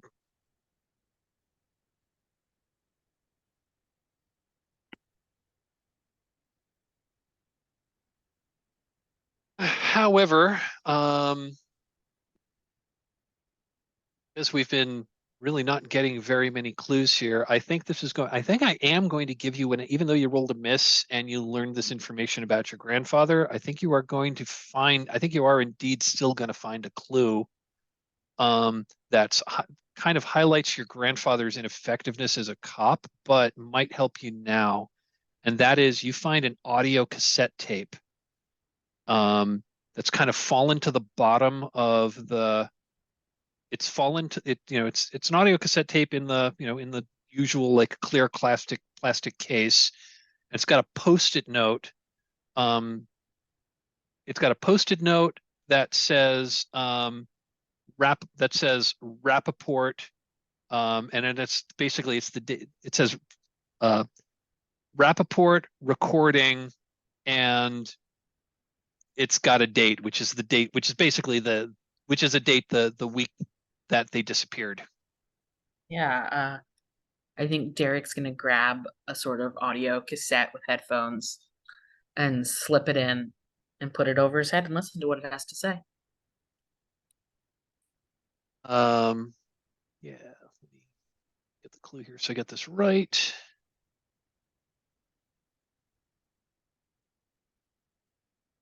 The recording is actually of the answering machine. The first thing you hear is, beep, you've reached 555-1111. You've reached 555-3276. No one can come to the phone right now, but if you leave your name and number, we'll call you right back. Beep. There is one call. There is a call from apparently like what was his name? The father's his name here. The father's name was Hugh. There's a call for Hugh from apparently his boss, asking him to please be sure to bring the Henderson files into work. There is a message for Sherry that is just like a friend of hers asking her if they could get together for coffee on Tuesday. But the one that sticks out is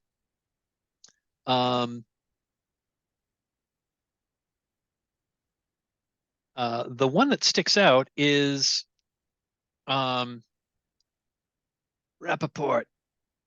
This is, well, you know who I am. You know, Eddie's getting kind of concerned that you haven't made a payment recently. And, well, it might be in your interest to make that payment soon. You know how to reach me. Click. Oh my God. Who is laughing now, Derek? Who is laughing now? That's hilarious. I think Derek looks absolutely stunned, pockets the tape, and just like his head kind of lolls back, like Rye is going to be absolutely impossible to deal with now. And sort of sighs a little. And originally he was like, okay, I got his tape, there's nothing else here, I'll leave. And then I think he feels that sort of that shaken up, that sadness as he gets out, opens the door, and you see there's like a accommodation from like 20 years ago for like excellent service that was his grandfather's.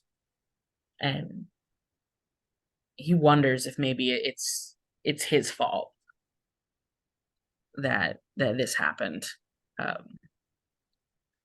Raising a kid when you're a lot older, when you have a hard job, when you weren't expecting it, is a lot. And Derek turns in. What time is it now? At this point, it's probably mid to late afternoon. Because, you need to get over there. You probably had a lot of small talk with your grandparents. It probably took you a little while to like rifle through your grandfather's stuff. So yeah, I'm going to say it's like, 3:00 in the afternoon. Meanwhile, that would have given given your housemates time to like walk across town to Escondido Street and have these interactions with the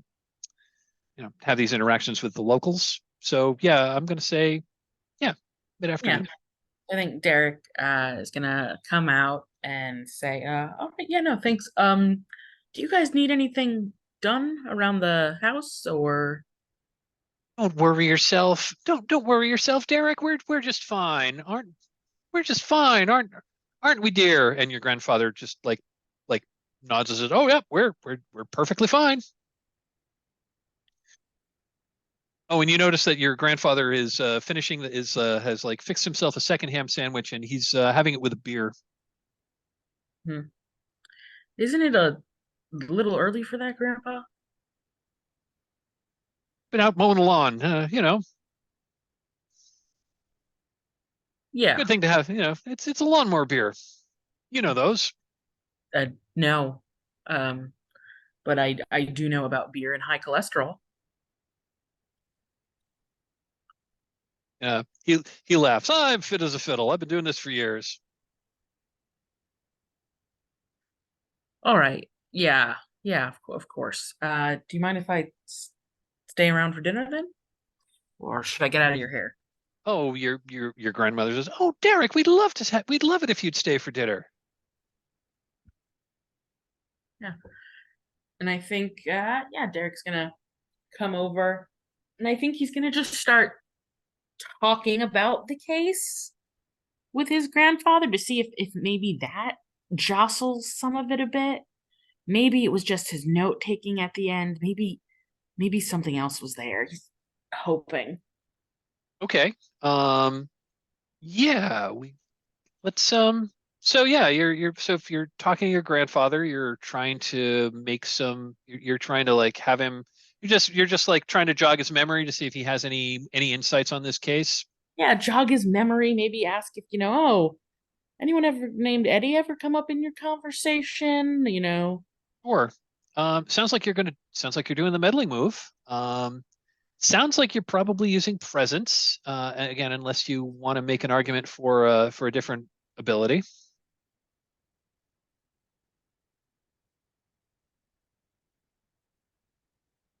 I think I want to argue for composure. This is Derek trying to fix the last vestiges of this shattered image of the man he once saw as Superman.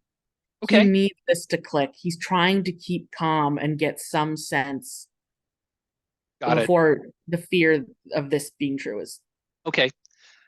Okay, sounds good. However, I think I'm going to invoke your condition very sad at this situation, and I'm going to ask you to roll at disadvantage. Okay, so is that like That's going to be so roll 3d6, and you're going to add the lowest two numbers plus your composure.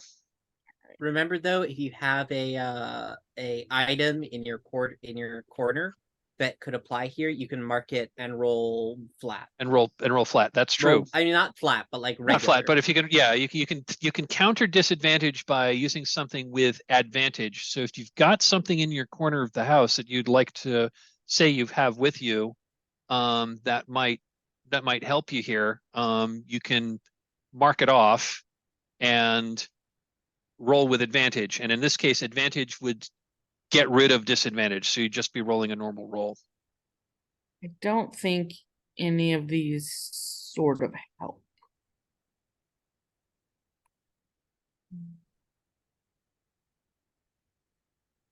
Okay.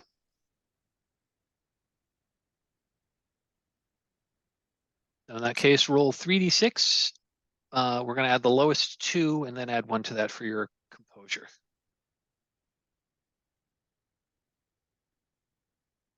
Okay. 4 and 1 is a 5. So that's 3 and 1 is 4 plus your composure. Your composure was what? +1? Yeah, +1, 5. Okay, yeah, so that's gonna be 5. Dice are Fives. dice are just not being helpful here. Yes. I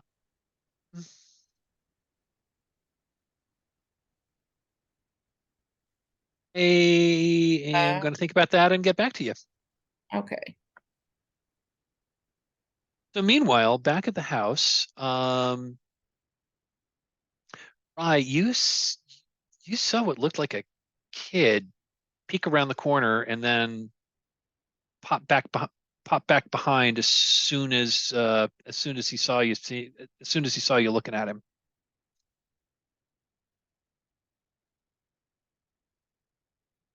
I What do you do? sigh, and just in mirroring the Derek scene, I say like, fuck, creepy ghost kid. Derek is never going to let me hear the end of this. I think at that you hear the sound of the doorknob turning. Are you standing there, or No, what I'm are gonna you go doing? follow the ghost kid. You're gonna follow the ghost kid. Okay. Yep. So I think I'm gonna tell you what the dining room looks like, because that's the next room. And then we're gonna pop back into the living room. So the kitchen and dining room is it's a small kitchen with a bar window that looks directly into the dining room. There's a Wedgwood blue trestle table that is set for dinner. So dinner for like plates and silverware for 4 are laid out on the table. It's got dark oak cabinets and the countertops are formica. I'm going to ask you another paint the scene question here. That is based on what was left out in the kitchen and dining room. What was on the dinner menu the day on the day the Rappaports disappeared?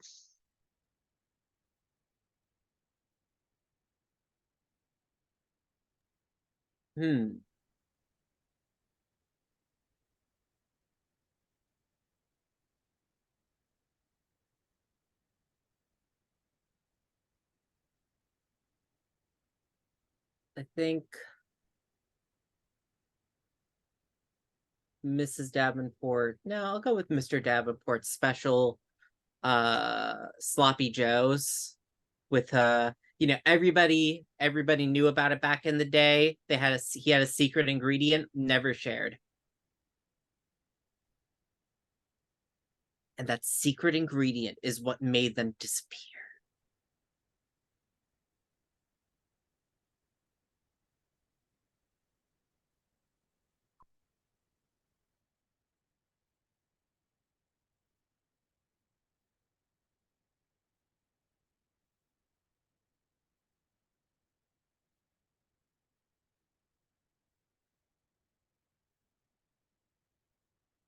How do you know it was so like what's telling you that it was sloppy joes? Oh, I thought there was like some little like, oh, okay. I thought it was like there was some little I was gonna say, yeah, like name one. The question is name one thing that was on the dinner menu the day the Rappaports disappeared. Okay. Based on what was left out. Oh, based on what was left out. Yeah.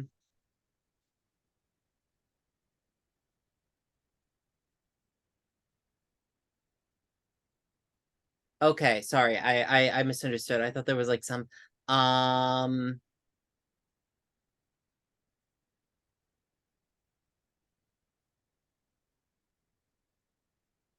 want to say that there is like that they were this family, like they were the sort of family that fucking had like a like like a whiteboard, like a whiteboard, like a yeah, like I was gonna whiteboard. say like a whiteboard calendar, like a whiteboard calendar with like the next month of dinners like laid out.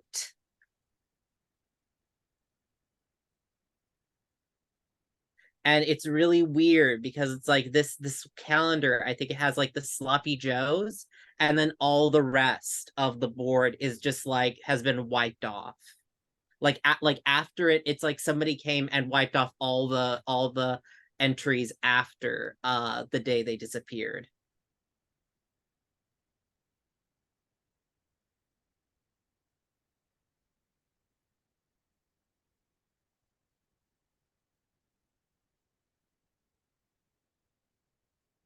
Whiteboard of the meals planned for the week ahead. Entries after the day they disappeared have been erased.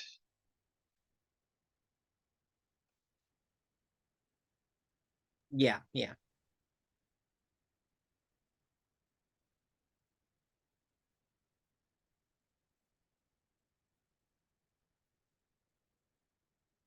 Dinner that night, sloppy joes. Okay.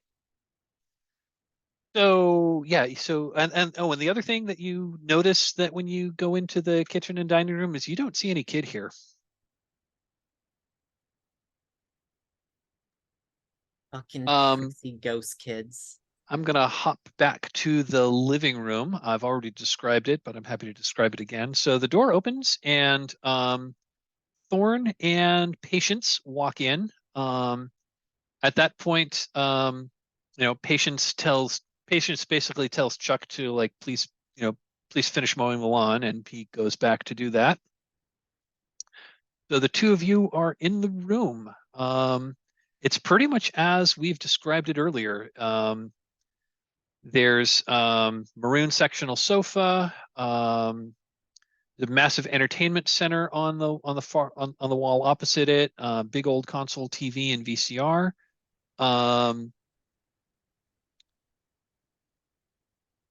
The And yeah, there's things scattered around the house that makes it look like someone was just here, stepped out of the room, is going to be coming back. There's like a book with a bookmark that's set on the coffee table. There's like some magazines. These magazines are like 10 years old, that are kind of scattered around, but one looks like someone was just reading it and like set it on the sofa to get up to do something. Um, in the corner of the room, there's a bunch of there's some like toys that kids were playing with that never got picked up. And Patience just kind of looks around and shakes her head and says, every time a realtor comes in here to clean up, they just never get very far, and then they never put it on the market. I think this place should just get torn down. It's a stain on our neighborhood. What do you do, Thorn? I think Thorn, like Rye is already, you know, doing their thing. And I think Thorn is taking the heat.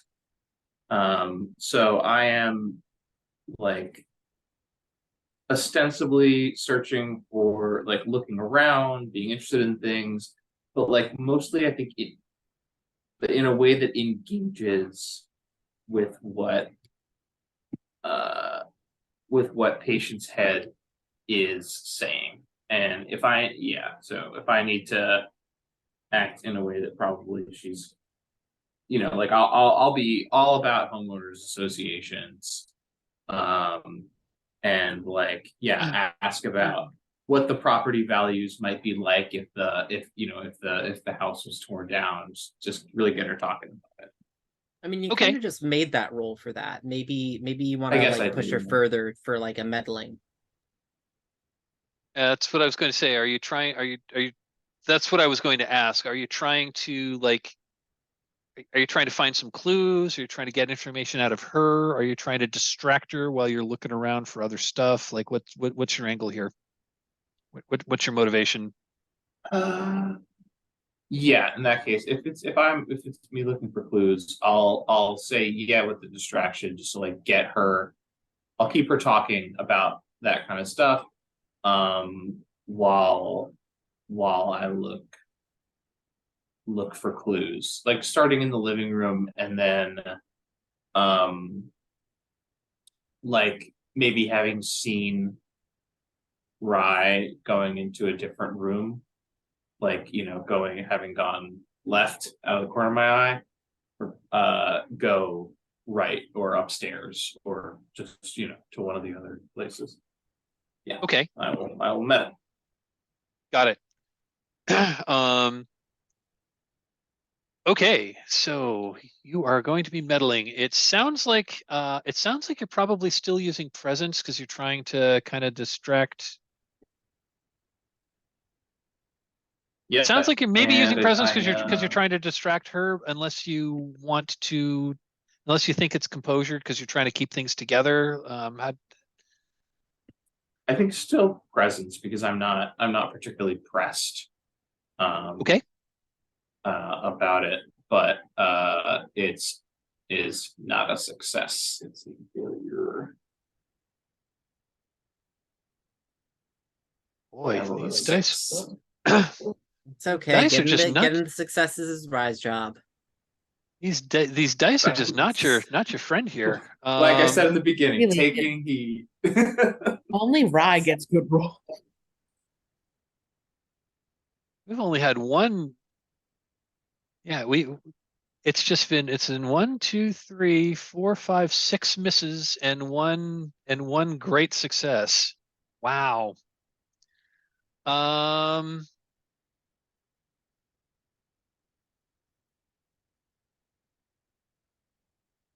I'm thinking. Oh, look, Derek, your grandpa obviously has a point. Stop acting as like smart person and start acting like a day drinker like Rye.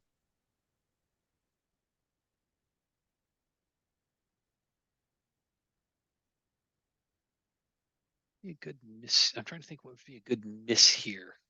Um,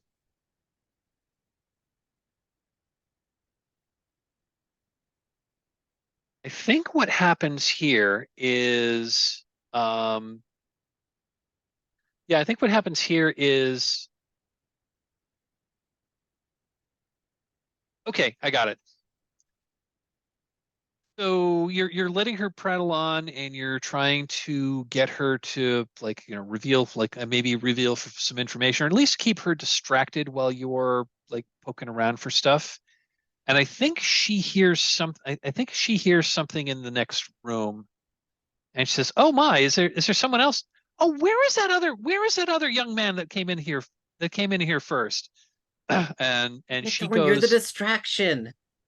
and she goes she goes into the next room, like from where you are. She like walks around the corner and into the dining room, and then you hear her make a blood curdling scream. um Derek, what are you doing? And you're still at your grandparents' house. I guess it's dinner. I guess it's we're gonna move the clock ahead. It's dinner time. Why don't you describe the scene of go ahead and describe the scene of having dinner with your grandparents. I think it's classic Americana. I think, Derek was set to setting the table, and it's the nice dishes because he's here tonight. There is a meatloaf and fluffy mashed potatoes, homemade rolls, and like a hearty salad and steamed broccoli from the garden.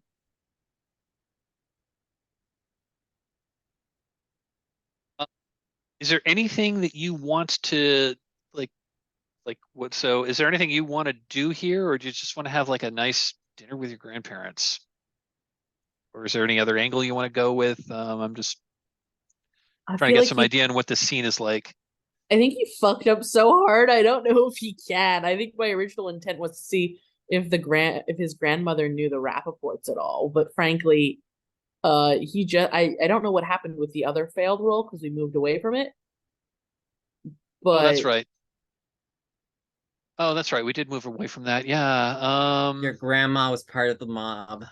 my grandma is actually Big Franny, enforcer for the mob. She killed them 10 years ago. Yep, that's why all those He's very fought. That's why your grandpa didn't investigate it like Yeah, he he's should have. covering for his wife. I think we have our theory here. Let's make Yeah, a roll. I think we're done. I think we have enough here.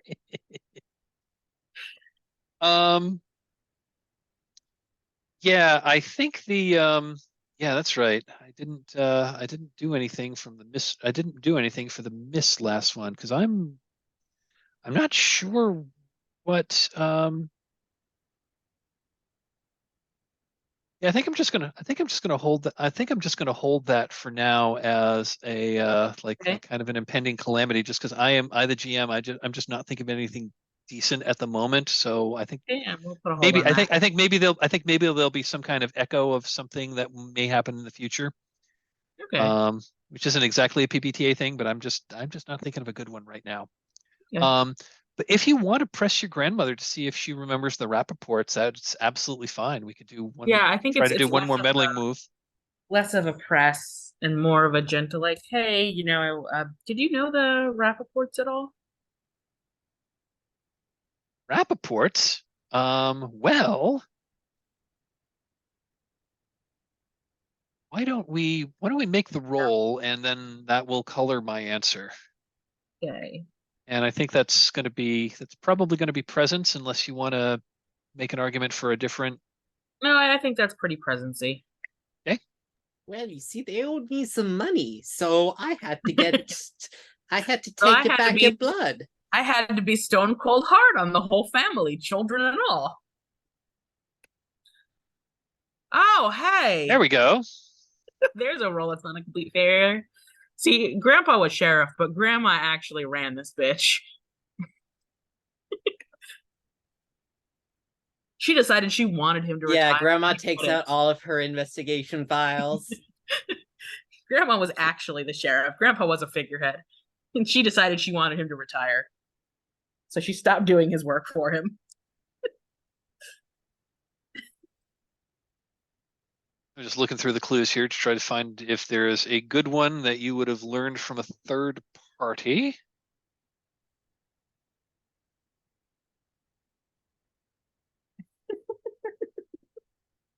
I had to stab a bitch. Just Grandma coming out with an apple pie. I had to do what I had to do.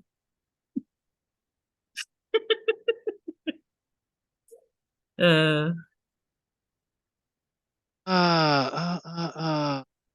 Here.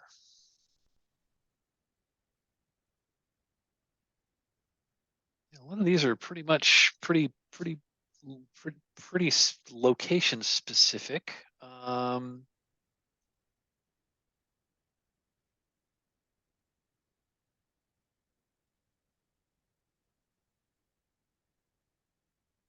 I can spin one of these into a.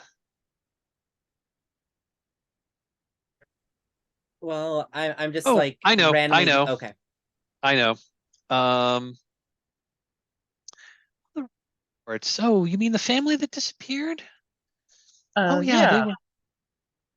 Oh yeah, they were lovely people. I didn't know them terribly well, but I think I have a photograph of them. And she gets up and she comes back a moment later with like a good old fashioned photo album and is like thumbing through and there's one which is labeled um Harvest Festival 94. I'm sorry, Harvest Festival 93. So this is would have been a year before their disappearance. Mhm. And she says, here they are, and it's a picture of, and it's like some photographs of, it's photographs. It's like one of the bigger like it's one of the bigger like town festivals. Or I should say, it is the big town festival that they do every autumn. It's kind of a street festival. It's a, kind of like a big, and there's like a big picnic in the there's like a big picnic in the park. And she pulls the photograph out and hands it to you and says, "Yeah, this is one that I took. This is one that I took of the Rappaport family." And yeah, it looks like a smiling family. It's a mother, a father, and 3 children. Wait, 3 children? Yep. Yeah, there were 2 brothers and a daughter. No, No, there was a brother. No, they had 2 children. they had 2 children. Uh, do you remember? I mean, that's not what the description read, but okay. I'd have messed that up earlier.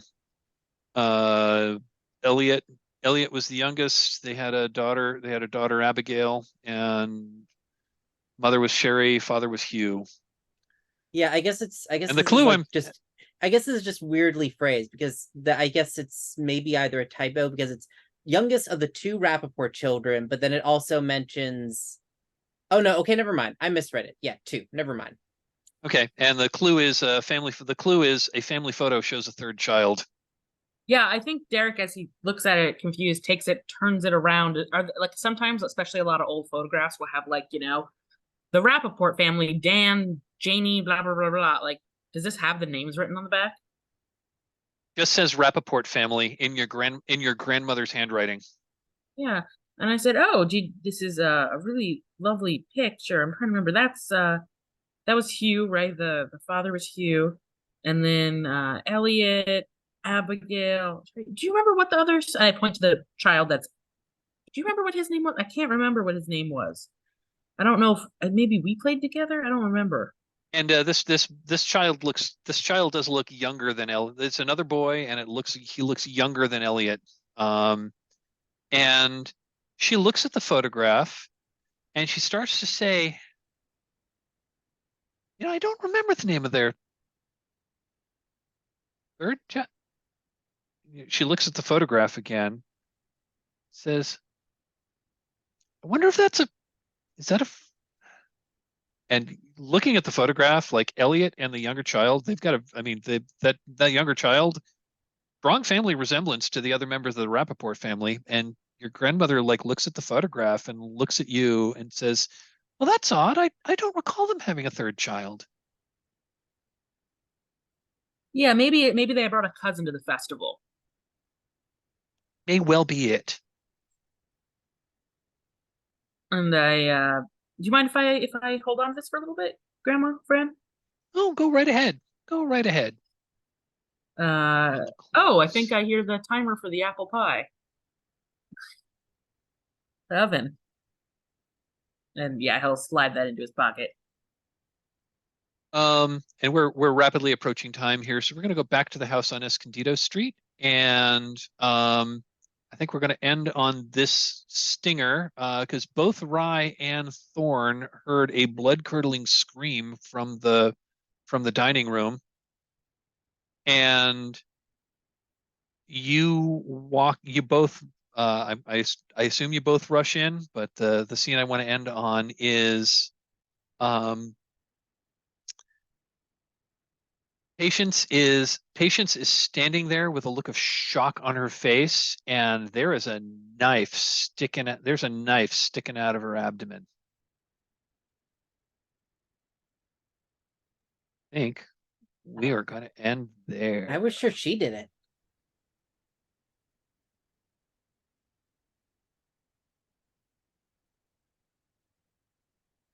Okay.